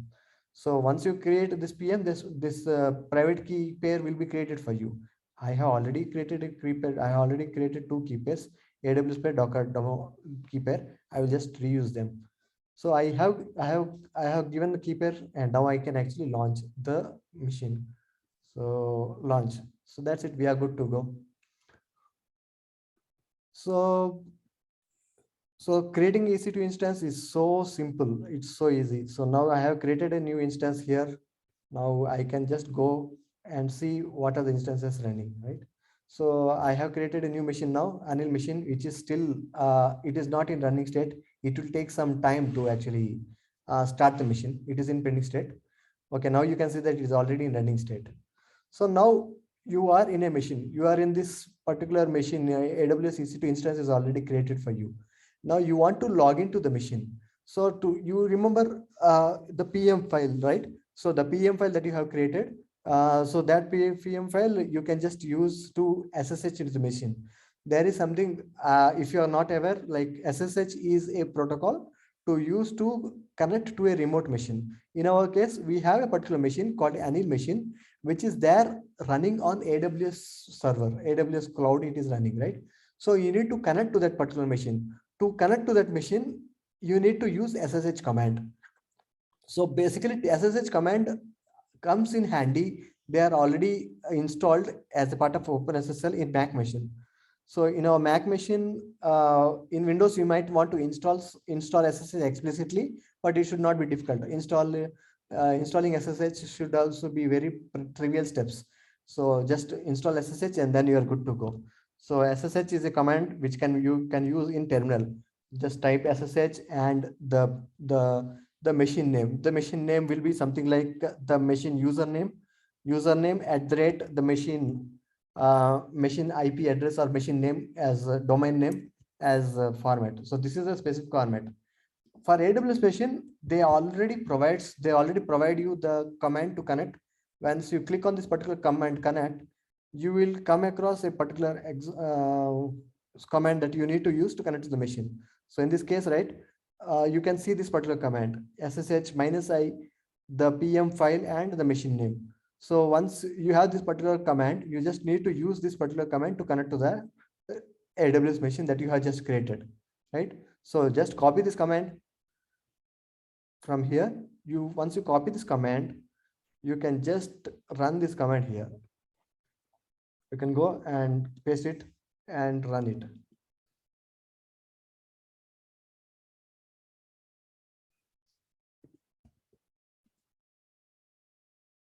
That's it. You are good to go. Make sure that docker demo.pm file that is there, you have download it in your machine, and it is available when you actually type this command. So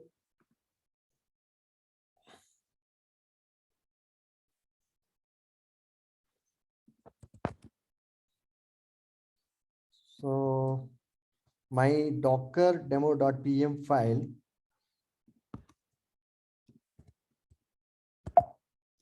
is there in downloads, right? It is there in downloads. It just got downloaded in downloads, right?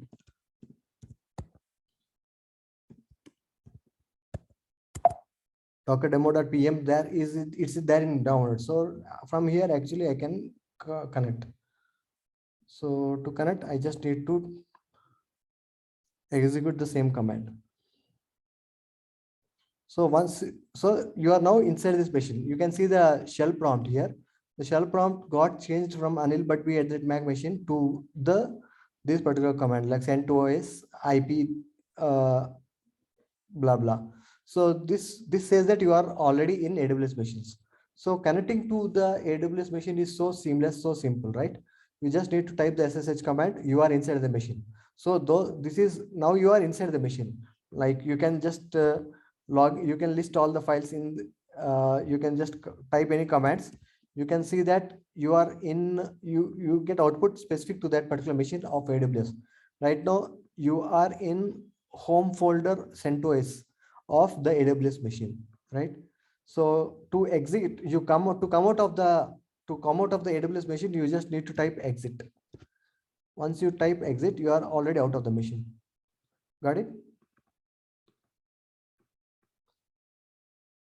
So this is the way you actually log into your AWS machine.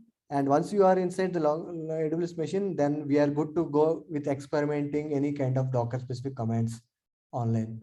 So, so guys, if you already have any AWS account, feel free to create an instance so that we can run few Docker commands there. Otherwise, take some time. I will take some 10 minutes gap. Before that, please create AWS account of your own so that we are good to go from next steps. Okay. So try to open an AWS account, free tier AWS account, and then try to create a EC2 instance as I said.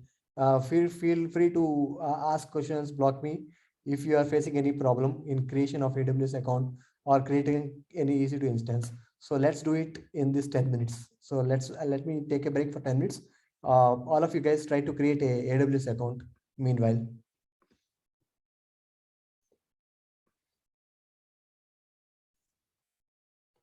Okay, I'll get back after 10, 10, 5. Please create a AWS account.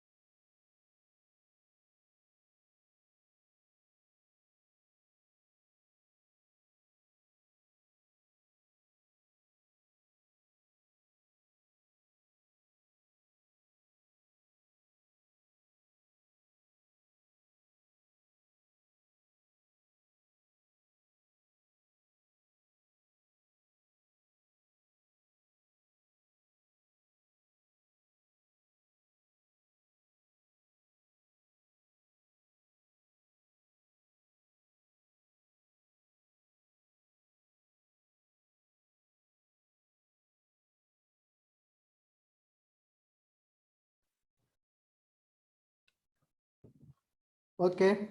So I think everybody were able to create a EC2 instance. So just keep in mind that steps that we have used to create EC2 instance. So once you are able to create EC2 instance, then we are good to go to run any kind of Docker commands inside we can actually go with installation of the Docker inside the EC2 instance. So those steps are clearly mentioned in the slide.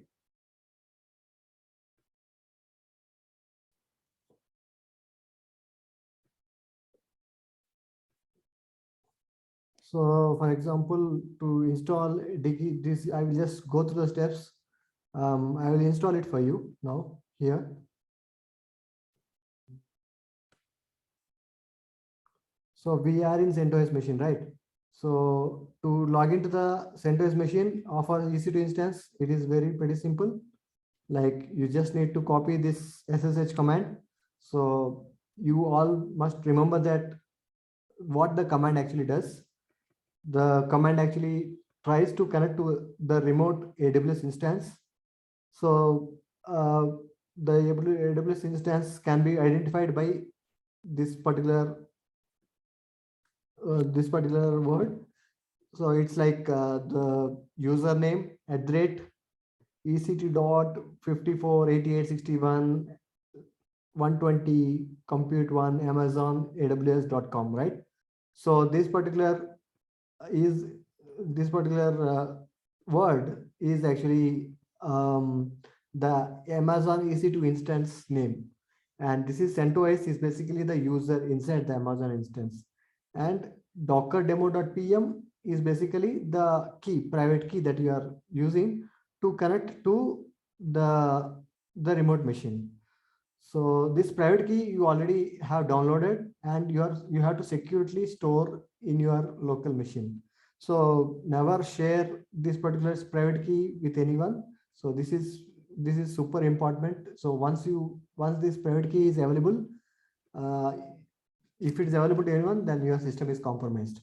So you might be seeing that the way the private key is generated is within the AWS console. So it is completely in HTTPS protocol. So it is pretty safe. Nobody can actually see it. And only one thing, like when you download, make sure that you download and store it in a very safe location. I actually kept it in downloads folder only, which is not safe. Typically we actually store it in a hidden folder called SSH. Which should be always be available in .ssh folder should always be available in the home folder. Like you can say you can go to the folder .ssh. So this is a hidden folder. Generally, all your private keys which you use to connect via SSH should be stored here. So I would say that copy that particular file, .pm file that you have downloaded, which is there in your download folder. Copy that particular file in your SSH folder. So you just copy that using this command downloads. The name of Docker demo, right? Docker.pm to your SSH folder. So now your folder is your file your PM file is within the SSH folder. It's always keep it in your SSH folder and use that particular PM file that you have stored in your SSH folder to connect to the Amazon instance, right? So Amazon instance, this is always handy. This comment is already there. You just need to change the path of your PM file. So the path of your PM file is basically docker demo.pm. Hello. Anybody is asking a question, please? Okay. So this SSH command, use this SSH command to log into your machines, right? So now you can log into your machine by typing this particular SSH command. Once you type in your SSH command, you are inside your Amazon AWS machine. So you are inside your CentOS machine. So once you are sent, let me clear the screen now. So you are in your CentOS machine. So you can actually install your Docker from now. So to install the Docker, the instructions are already there in the slide, which we have shared. There are different ways of installation. For Windows, there is a different way. For CentOS, different way. For Debian, there is a different way. So I'll just show you the way of how, because I have installed a CentOS machine, I'll just show you that way. So I have logged into the machine using my credentials. Now I have to elevate myself to root credentials. To do that, I have to type sudo su dash. So if I do that, I actually I log myself as a root user. So you can see that I am logged in as a root user by typing sudo su minus. So now I am as a root user. Now I can install anything. For this purpose, I am going to install the Docker software. To install the Docker software, you have different steps. This is the simpler step. You can try. You can just curl and download the Docker and run it, or you can actually install it using other ways. So this is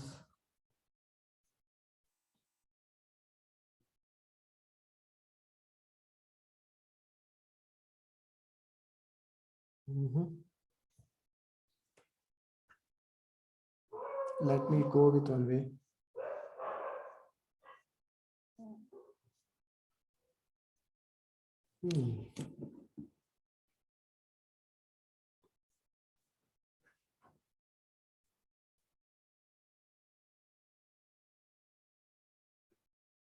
I don't want to do this way. Actually, I wanted to do other way. So this will actually explain. I will explain you why I want to do this way. This will give you clear understanding of what we are doing, right? So while installation, when you type this first command, you are actually becoming the root, sudo su minus I. That means that you are becoming the root. Then so this is the general practice to update all your packages with your operating system. So by doing sudo apt update, it will update. Anil, are you saying anything? I'm not able to hear you. Oh, okay. So is everyone facing the same problem? Hello? No, Anil, it is audible for me. Okay. Okay. Let me know. Okay. Only I think Veeravalan is having problem. So No, I'm not having any problem. okay, Vishnu. Vishnu, I think only you are having problem. Please check your mic. Please check your speaker. I think you should be able to hear. Is it okay, Vishnu? Are you able to hear now?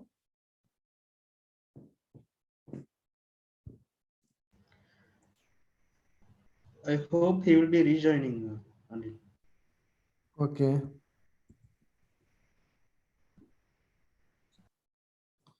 Okay. Yeah. Okay, let's continue. Let's hope Vishnu comes back again. So while installing Docker, right? So these are the steps generally happens in a typical installation, right? So when you actually try to install a software, we install it from some repository. So Docker, we need to download the Docker artifacts. We need to download the Docker artifacts and then install it, right? So where are the Docker artifacts, right? Whether you are installing from Windows, whether you're installing from Debian, you need to download it from some centralized location, right? So in order to get that particular artifacts repository, right? So this is what general artifact actually location looks like. So you in your Debian machine, you add this particular command, sudo apt-get repository deb downloads docker linux debian. So this will actually it will add the artifact location in your local machine. In this case, the AWS machine, right? The AWS machine will be, you will say your AWS machine that this is your artifact. So once you have your artifact ready, you can just install the Docker software using these commands, right? So these are the above commands. These are the some of the prerequisites, right? You need not worry much about this. They may be changing from time to time. So basically, you need to have an idea of what is happening when you are actually installing Docker software. So basically, Docker software installation requires a downloadable location when you are installing via terminal. Then you are good to go. Once you have the artifact fixed, then you just need to install using a single command apt install docker c. And then once you install the Docker command, you should be able to run the Docker using systemctl. Using systemctl, you should be able to run the commands. So that comes handy, right? So in your, as I already mentioned at the beginning of the session, there is a set of tools under systemctl, right? Which can be used using the command systemctl commands. So I can show you step by step here.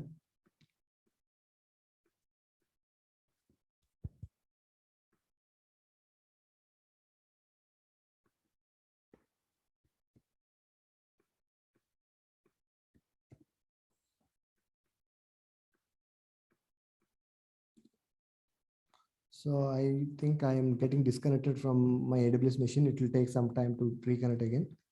So let me see. Otherwise, I can just again reconnect. Okay, so I got disconnected.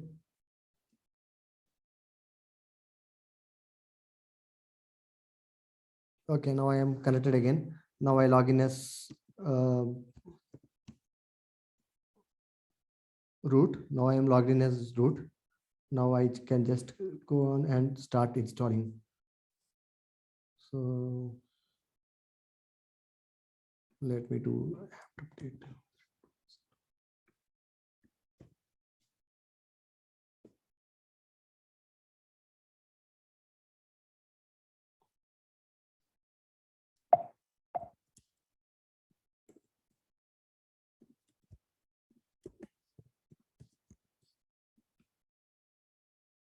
Okay. Okay, I'm using Debian because I'm in CentOS. Let me try this.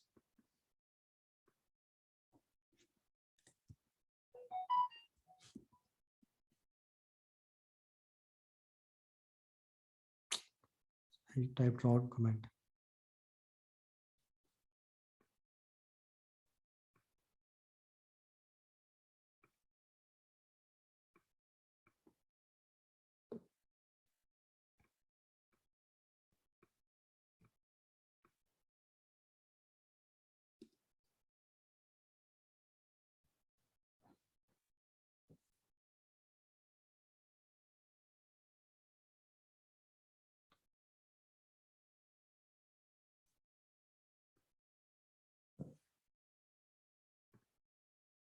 There is another way actually using yum install. We can do that.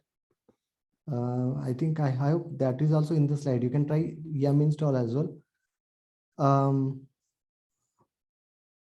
I think it should be there in the same slide. Let me check out. I think I'm missing something.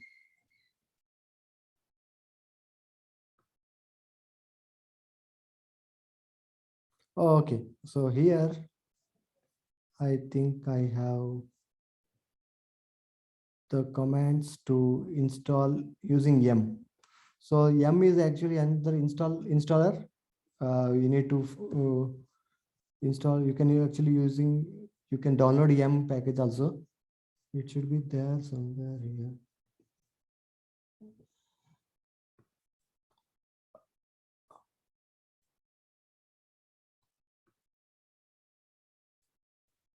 Yeah, so this is the way actually you can actually prefer to work when you actually install CentOS.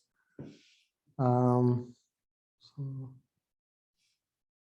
let me check if this is successful. Okay, so Docker was installed.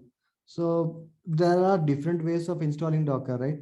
So this is way which actually gives a picture of what is happening step by step. This is one way that you can install Docker. You can, this is a way of installing Docker using yum. So which is there in slide. Otherwise, you can actually, yeah, as I have mentioned, I have used a single line command to install Docker. So this is a curl command using which you can actually install Docker. Sometimes in some operating system, curl may not be there, only yum may be there, right? So if you want to use, if you want to install Docker using yum, you can do it using these instructions. If your software, if you have curl installed in your machine, then you can use this particular command to install Docker. So luckily in my machine curl was there, so I used curl to install Docker. Now we have a AWS EC2 instance machine, and in that instance machine already a Docker is installed, right? So as I already mentioned, Systemctl, right? Using Systemctl, you can actually check whether Docker is running or not. What is the status of the Docker? You can check, right? So that we will do now. So you will do sudo systemctl status Docker. This will tell you whether what is the state of the Docker. So it is saying that the Docker is in inactive state, active dead state, right? So you have to start the Docker. So let me clear everything. Okay, now you can actually start the Docker. To start the Docker, you can say sudo systemctl start Docker. So let's check the status again now. So you can see the Docker is started successfully and it is in active state, right? Now, as I already mentioned, there is something called Journalctl. Now you can check the logs of the Docker, because Docker is again a systemd service here in CentOS machine. You can check the status, you can check the logs of the Docker by typing Journalctl. And because you're using Docker, type Docker -u Docker. So this, you can actually always see what is the status and what are the log. You can study the logs. If there are any errors happening in the Docker, you can actually debug using this fine tool called Journal. So it's a very handy tool. Just keep in mind a few commands and just learn more about it, about Journalctl. If you want more parameters, you can just get help from Journalctl specifications and get specific commands. It should be good.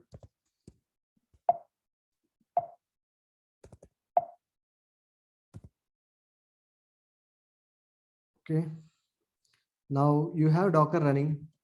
Now, in order to see, so as we already discussed, Docker actually maintains images, containers, volumes, and network also, right? So it maintains many things, right? So for everything we can actually see how many images are there in a Docker and how many containers are there in your machine. You can always check that. So in order to check all of them, you can actually have specific comments. For example, you want to see images only, you can say Docker images. So it will give you a list of all images because you have just installed Docker. There are no images yet. So you have empty repository. Nothing is there in your local repository. Now, because there is nothing in your local repository, you want a particular Docker image. For example, you want to download nginx. You want to have an nginx Docker container. So what you will do? You have to download the nginx container from some location. As I already discussed, like we have something called Docker Hub. Docker Hub is a container registry of Docker, maintained by Docker, right? So Docker Hub contains many things, many images, lots of images, and out of which nginx is one of the image. So you can just always go to the Docker Hub website, and online you can see, you can always see the list of all images that the Docker Hub provides. So you can just type Docker Hub, and this is what a typical Docker Hub looks like. You can just log in to the Docker Hub also. It is free to log in. Or you can just type for Nginx. I think it should, you can just without login also get your image. See, so Docker Hub provides almost many containers for free. So it is a public repository. We have something called public repository and private repository, right? So Docker provides everything for free from public repository, but it also provides private repositories. You can create your own private repository, which is payable. You create your own private repository in Docker Hub and store your specific images there. You can store your own specific images there. So I will go through them step by step. For now, I will just use the public repository. And in this case, I am trying to download a public image, Nginx image, which is provided from Docker official website. Docker official website, and it says that it is official build of Nginx. So it is believable. So it doesn't contain any malware functions.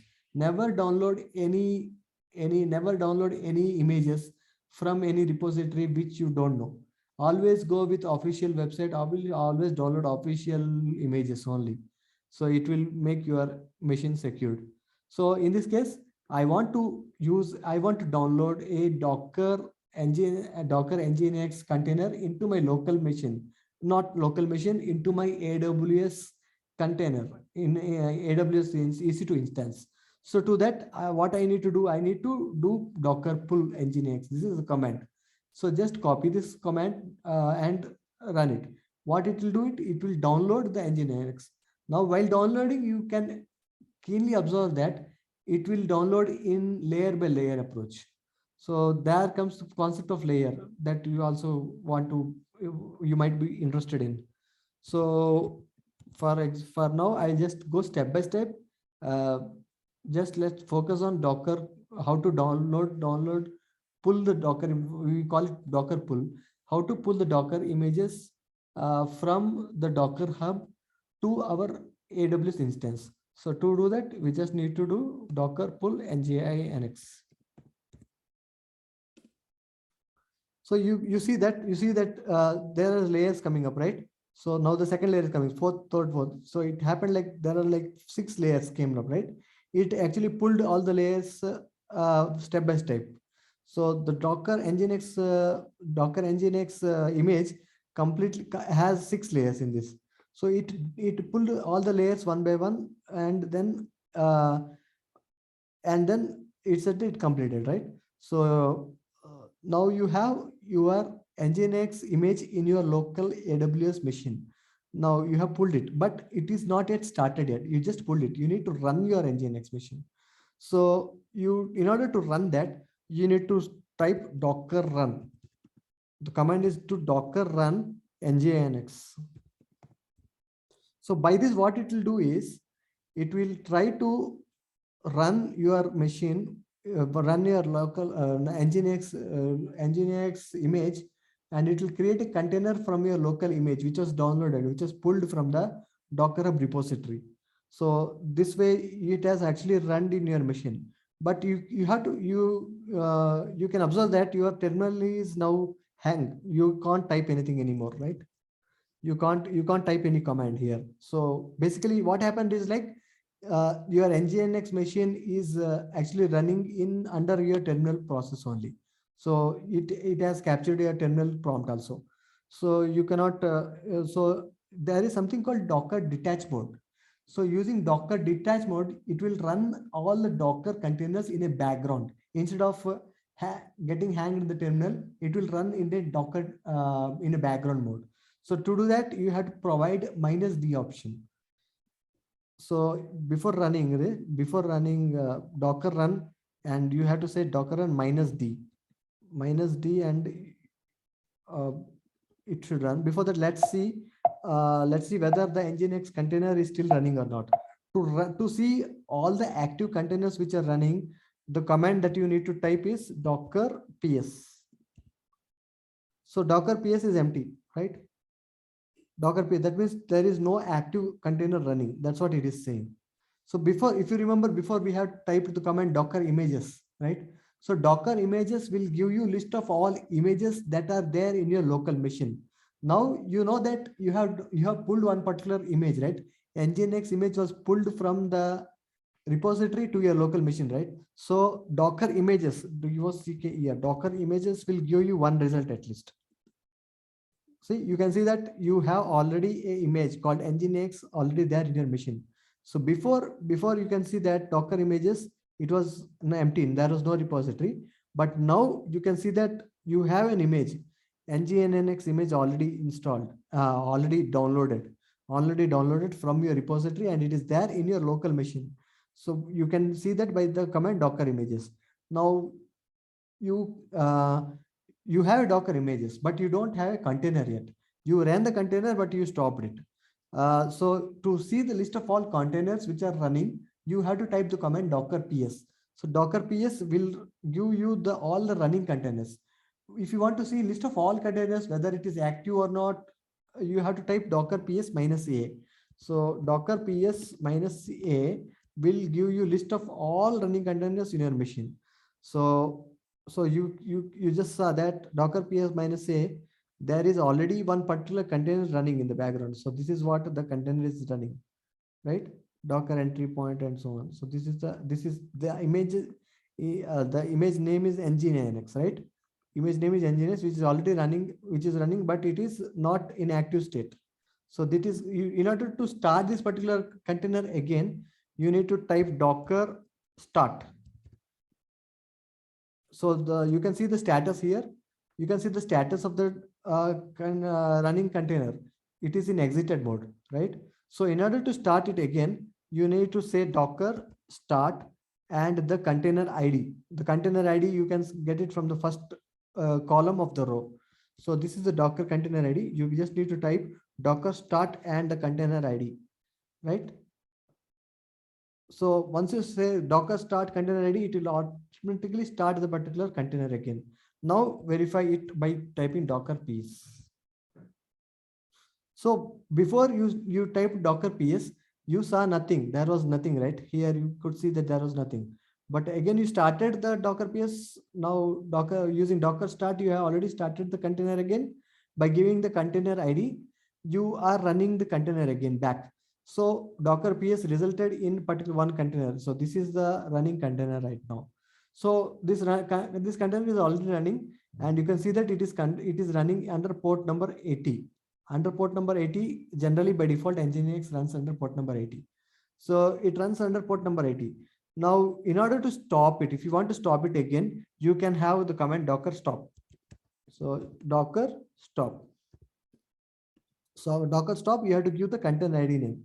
So this is the container ID name. You just need to give the container ID name. So once you type Docker stop, it will again stop. Now you can actually verify it by typing Docker PS. By typing Docker PS, it will again say that the container is not running anymore because you stopped it. So this is what the command Docker stop and Docker start actually does. So Docker start will stop a container. Docker stop will start a stop. It will stop a started container. Docker PS will give you a list of all running containers. Docker PS -a will give you a list of all containers which are either running or not running. It will give you a list of all containers. So we covered few commands. To give list of all images, you can say Docker images. It gives you a list of all images.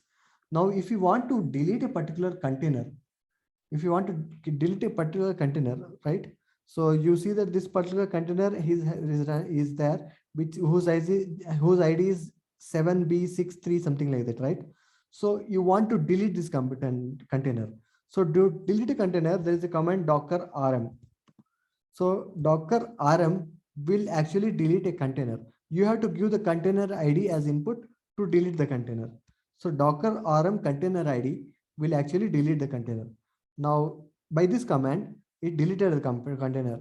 Now once you can verify it by typing Docker containers PS -a. If you see Docker PS -a, you will see that there is no container anymore. So container is deleted, but image is still there. There will be images, still there will be image of Nginx. So you can verify it by again typing Docker images. Docker images. So you have a running Docker image here, right? So this is a Docker image, but the container belonging to the images is deleted by command docker rm. So to delete a particular container, you have to type command docker rm. But if you want to delete the image also, then you have to type the command docker rmi. Docker rmi. So docker rmi will actually delete the image. Okay, so you have to give the image ID to it. So this is the image ID in order to delete the image. So by this, it has deleted all the layers of a particular image. Now you can verify that Docker image is no longer running by typing Docker images. Now you can see that there is no image here in this Docker, right? So you have different commands for images and containers. Hope you actually differentiated between what is a Docker image and what is a Docker container, right? Yeah, feel free to ask questions if you have any confusion. I hope it is pretty much straightforward. But if you have any doubts, if you have any questions, please let me know. Okay, so now I have almost like created a particular image by I pulled the image from repository called Docker repos from Docker Hub. I have pulled a repository, and then from the repository I pulled the image, and from that image I created a container. After creating a container, I have actually stopped the container. I have started the container. I have deleted the container, and later I have deleted the image also. Now the Docker is having nothing now. Now you can see that Docker images is having no, Docker is having no images here locally.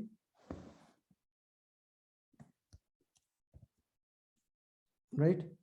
So now if what if I actually try to download, I have to again do a Docker pull, right? I have to again Docker pull, I have to do again Docker pull, which will actually download the Nginx image again for me. But instead of that, I can just directly type Docker run. So Docker run will actually see from your local machine if your image is already there or not. If your image is not there in your local machine, it will try to download it from Docker Hub. And after downloading it from Docker Hub, it will try to run the machine. So let's do that. So instead of Docker pull and Docker run, I will directly type Docker run. Docker run nginx. So if I do this, it will again download it. So it will say, it is saying that it is unable to find the image nginx later from locally, and it should actually download it from, it should actually download it from Docker Hub, but it gave me error response saying that it is not able to identify. Then actually it should actually download it from Docker Hub. Okay, so it failed for the first time. Second time I tried it again. I said Docker run nginx. It downloaded everything for me, and it started the nginx command for me. So actually, again, I did give the command to run that particular container in the background mode. So it actually blocked my terminal. So I have to type Control-C again to come out.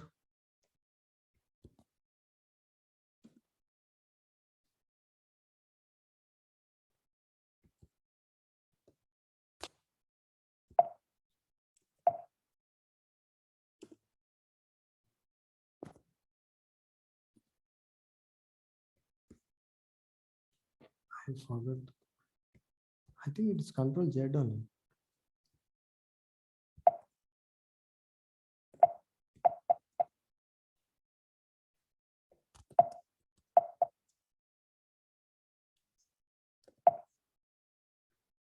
It will take some time to come out of the.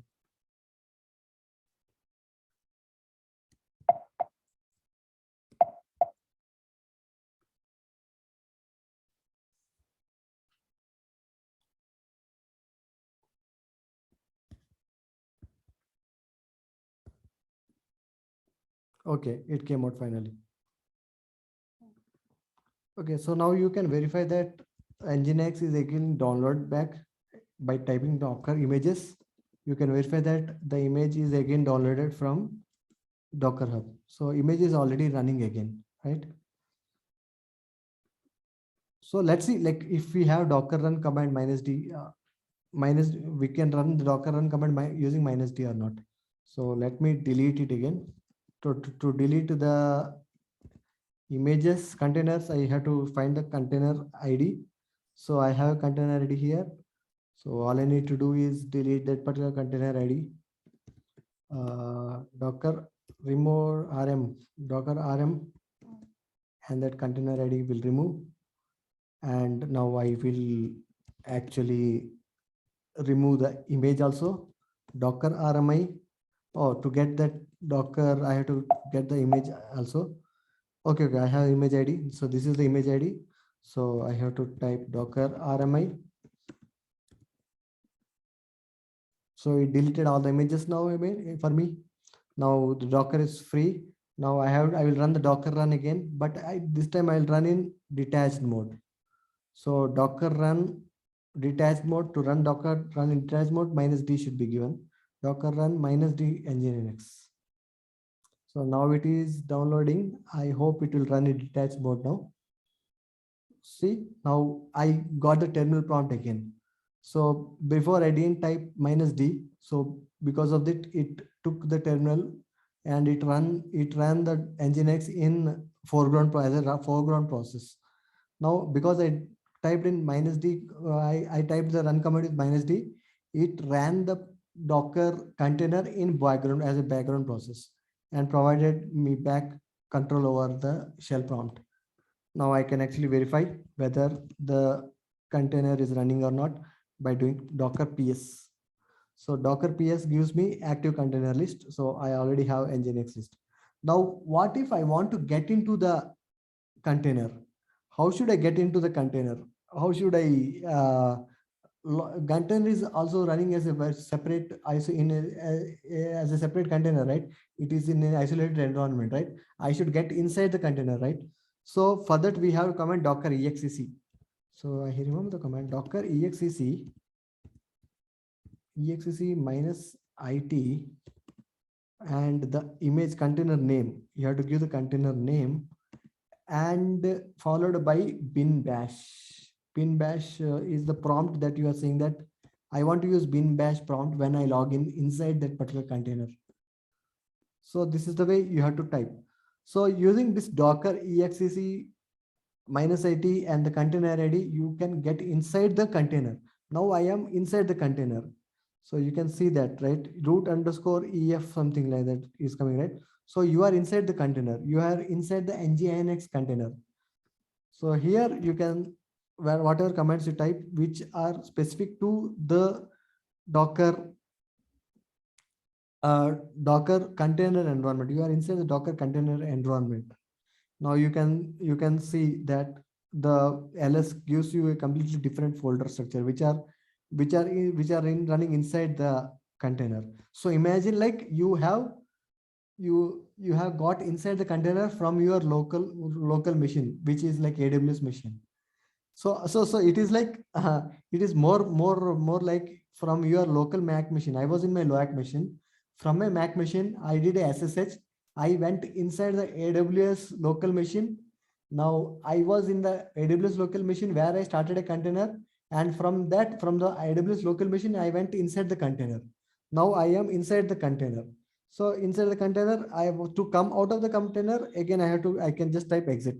So if I type exit, I just come out of the container. Now I am rather than inside the container, now I am inside the AWS machine. So that's the way I came out. Now I am inside the AWS machine as a root user. You can see that you can see that by seeing the word root as a root user. Now if I type exit again, for example, now I will exit it out of the root users credentials. Now I am inside the AWS machine only, but I am as a CentOS user. You can see that terminal has changed from root to CentOS. I hope you can see the font. So I am inside the AWS machine only, but I am as a CentOS user. Now if I type exit again, now I will log out of the AWS machine and I will come into my local Mac machine. So after doing this final exit, I am inside the Mac machine, right? So it is all the way using the same terminal. I can get into AWS machine. I can get into AWS machine as a root user. And then from AWS machine, I can get into the container also.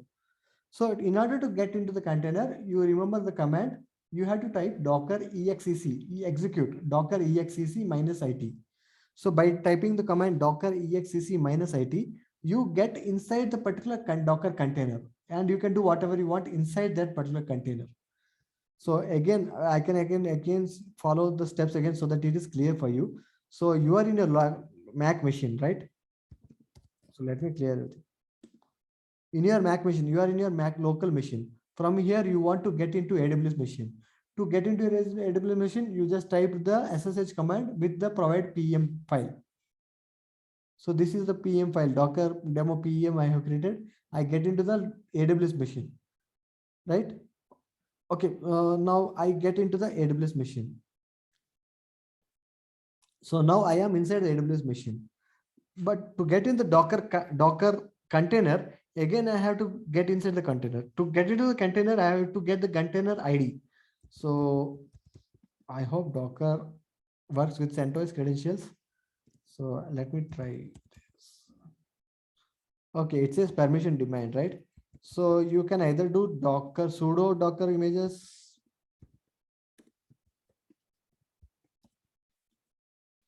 It gives you all, otherwise you just do a sudo su forever. Sudo su dash, then you are logged in as root user. Then you can see all the Docker images using Docker PS, Docker containers using Docker PS, Docker images using Docker images. So you have a list of all containers. Now in order to get inside the container, you have to type the command docker exec minus it and the container ID and bin bash, right? Now you are inside the Docker container. You can see that by looking at the shell prompt. So shell prompt is indicator saying that where you are, right? So this way you can get into the Docker container. So there are many other commands actually. You can actually copy a file from your host machine to your Docker container. You can copy a file from your Docker container to your local host machine. So copy is a commonly used command. You can do that. There is a command for it. So I think it is docker cp command, which actually helps you to copy the files. And so actually you can actually build your own Docker image. You can build your own Docker image. So in order to build your own Docker image, you can actually start from an existing container and install some softwares inside your container. And then from there, you can actually commit the particular container. You can commit the container to create a separate new image. So that we can do. So for example, I'm not sure what to do. Like we can actually create a particular file, maybe like maybe VM my file works. Okay, VIM not works. VI may work.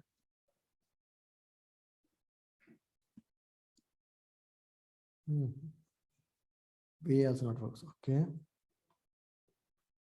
So what works? Sudo. Is it a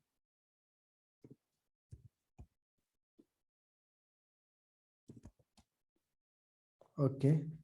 So it's a bare Nginx machine. It doesn't contain any specific software. It doesn't contain app. It doesn't contain VM. It doesn't contain VI. Does it contain curl? Okay, it doesn't contain curl also. Wget also is not there. So it is a bare CentOS machine. It doesn't contain any software inside it. Not sure, like we have to figure out a way to actually install any particular software. Nano. Okay, Nano also not works. Okay, so it is completely most minimal software it has. It has nothing actually. So we have to install everything here. So there are many ways to figuring out how to install. So that is not in the scope of our of our tutorial. So probably like we have to, we can start with another Docker container, or maybe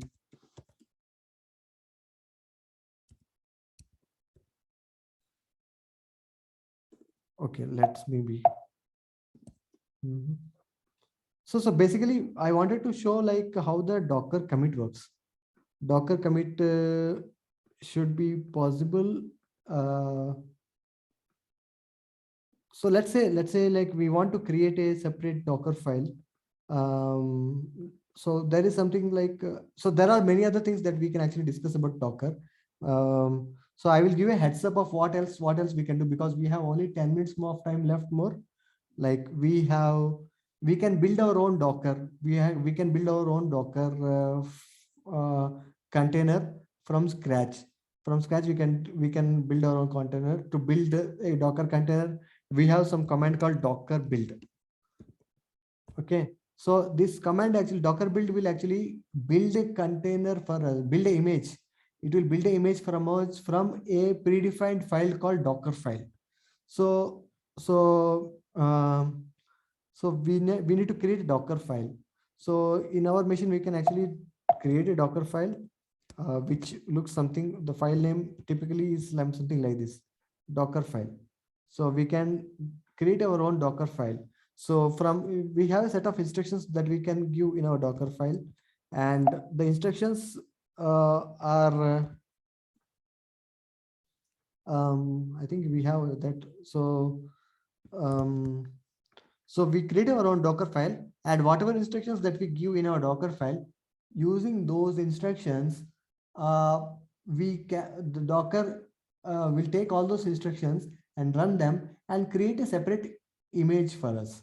So in order to do all those, read the docker file and build our own docker specific image, we have to type the command docker build.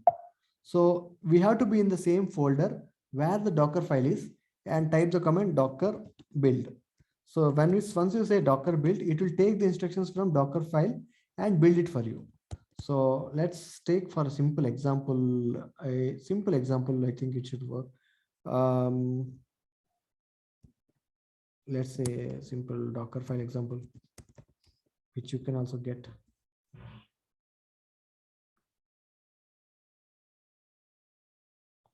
Okay, so let's take this example.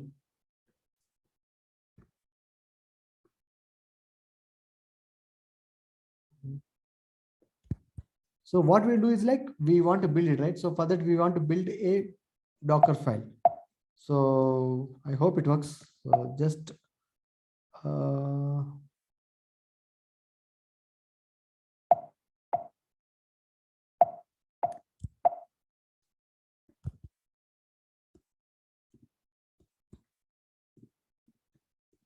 okay. So let me explain you what I'm doing. So I'm creating a simple docker file here. Okay, I'm creating a simple docker file. I'm saying that I want to build a particular docker image. I want to create a new docker image, and I want to build it from a base image, a base image, which is called Ubuntu. So I want to build it from base Ubuntu image, and the maintainer of that image is this particular user, which is not specifically interesting. Only here main interesting thing is like, this is what is the most important thing. Like you from this word from Ubuntu, what it says that I want to create a Docker image which takes Ubuntu as the base image, Ubuntu operating system as the base image, and from there it will run all the commands as below, right? So all other instructions which are supposed like it will run apt get update, it will run apt get install nginx, right? So you are trying to create a new nginx image from it. Like you are creating a Ubuntu image, you are creating image Ubuntu image. Over it, you are installing a nginx software in it, and you are just running it. So you created a Docker file like this. So let's see how it goes. I hope it works. So now you have created a Docker file. Once you can just verify it by typing ls. So you already have a Docker file here. Now in your current directory, you should be always be having a Docker file, and make sure the syntax of the file is dockerfile. I think that is what the syntax is. Yeah. So now you have that. Now let me say Docker build.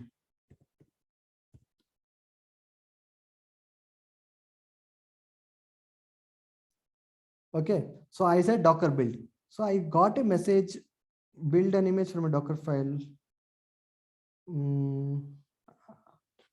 Did it really work?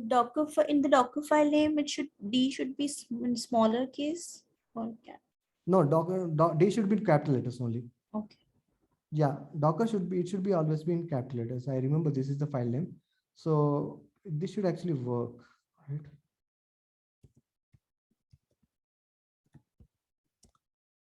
I have to mention the image file also, right?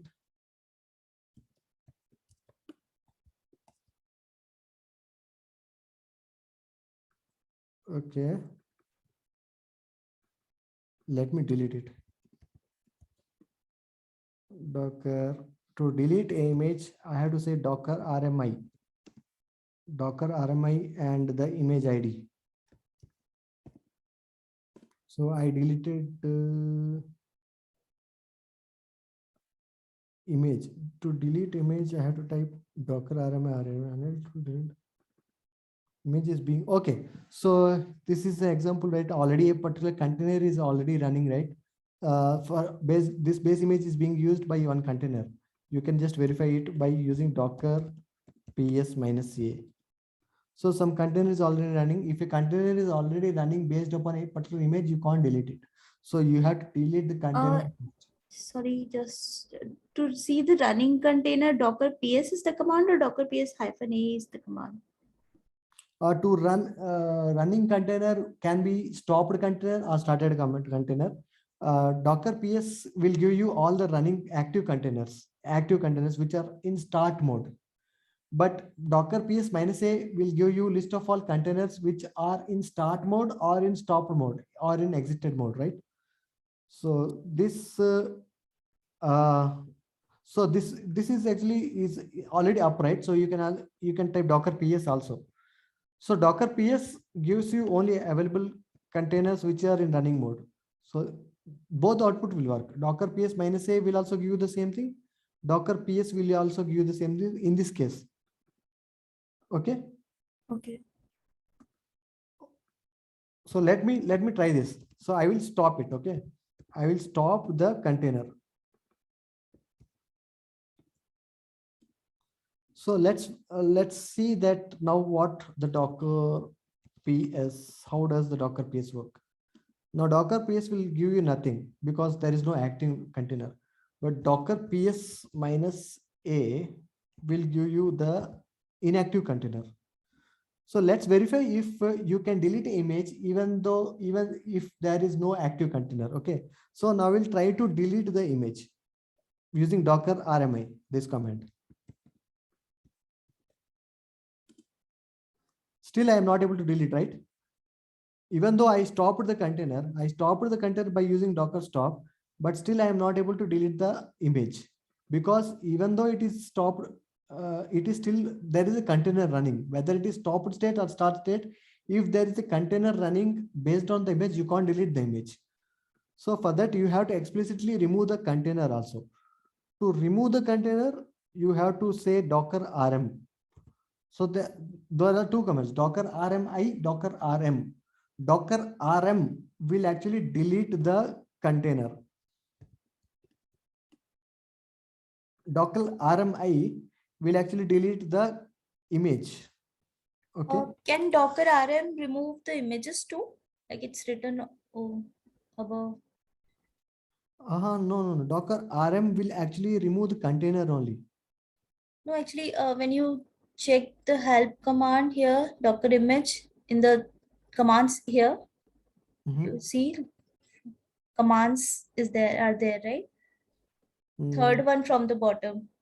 It says remove one or more images. Okay, but actually RM, maybe like it is RM with some attribute, I'm not sure. But RMI is to actually remove the images. Maybe like let's get more help. We can actually take more help, maybe like minus help. There may be extra help, Docker RM dash help, right? We can try it, right?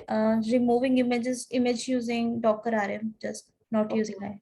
Yeah, we can try it, but I remember I never deleted the images using Docker RM. So this is the image, right?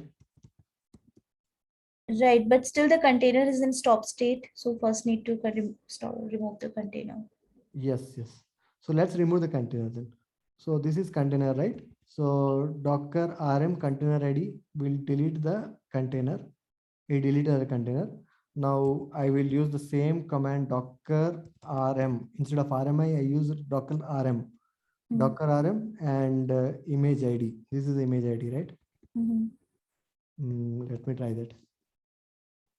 So it's gave me error saying that it is looking for container but not for. Right. Yeah, maybe like it is like Docker RM with some attribute container is equal to, I'm not sure. But to delete image, definitely RMA works. Maybe like Yeah. RMI means remove image. So that's what we have, how I remember. Docker Yeah, RM. I got confused with the third one. Remove one-on-one images. So just wanted to Yeah, say. yeah. Sometimes maybe the documentation is not updated properly. Mhm. So Docker RMI will actually remove the image. So it deleted all the images now. Okay. Okay. Now we were in the creation of Docker file, right? Docker file. So in order to build Docker of your own, right? How to do that? So we were in that state, right? So for that, the steps are like we create the Docker file using any nano or touch command. You create the file Docker file and execute the fill the file with the appropriate commands, whether what you from what base image you want to create, what are the files you want to copy into the particular file, what are the softwares you need to install. So that thing in this particular example, I given a simple example of installing a nginx software inside a container by using Docker file. So that's what I did by using vi. So in this example, it started from Ubuntu image base image. It will execute these two commands, which is apt-get update, apt-get install nginx. Typically, we will actually install nginx inside the container, right? So that is a command. So like we have to execute this particular command and we are good to go. And to execute that command, we have to type docker build. As far as example, I think I have to give some explicit commands. We will actually continue from next session from where we have left. We will actually continue from Docker file, how to build a particular Docker file, how to work on what are the different ways we can actually build a file, build a layers of the particular file, how the layers of the Docker file works. We will actually discuss in the next session. Okay, feel free to learn more about Dockers in the meantime. Okay, then it was nice session for all of us. It was great. I hope everybody has a good skill set, learned a lot about Dockers and how to use, got your hands and minds active on Docker specific architecture and Docker specific commands. Let's get deeper in the next session, more and more. So bye for now. Anil, can you get this recording uploaded by tomorrow, if possible? Oh yeah. I will. Because I don't see 17th recording also not uploaded as of now. Oh, is it? Okay, I will ask. I will ask to upload all the recordings. Okay, I will inform. I will make sure that it got uploaded. Okay then. Yeah, thanks. Thank you. Okay, thank you all. Good Thank night. you. Bye-bye. Good night.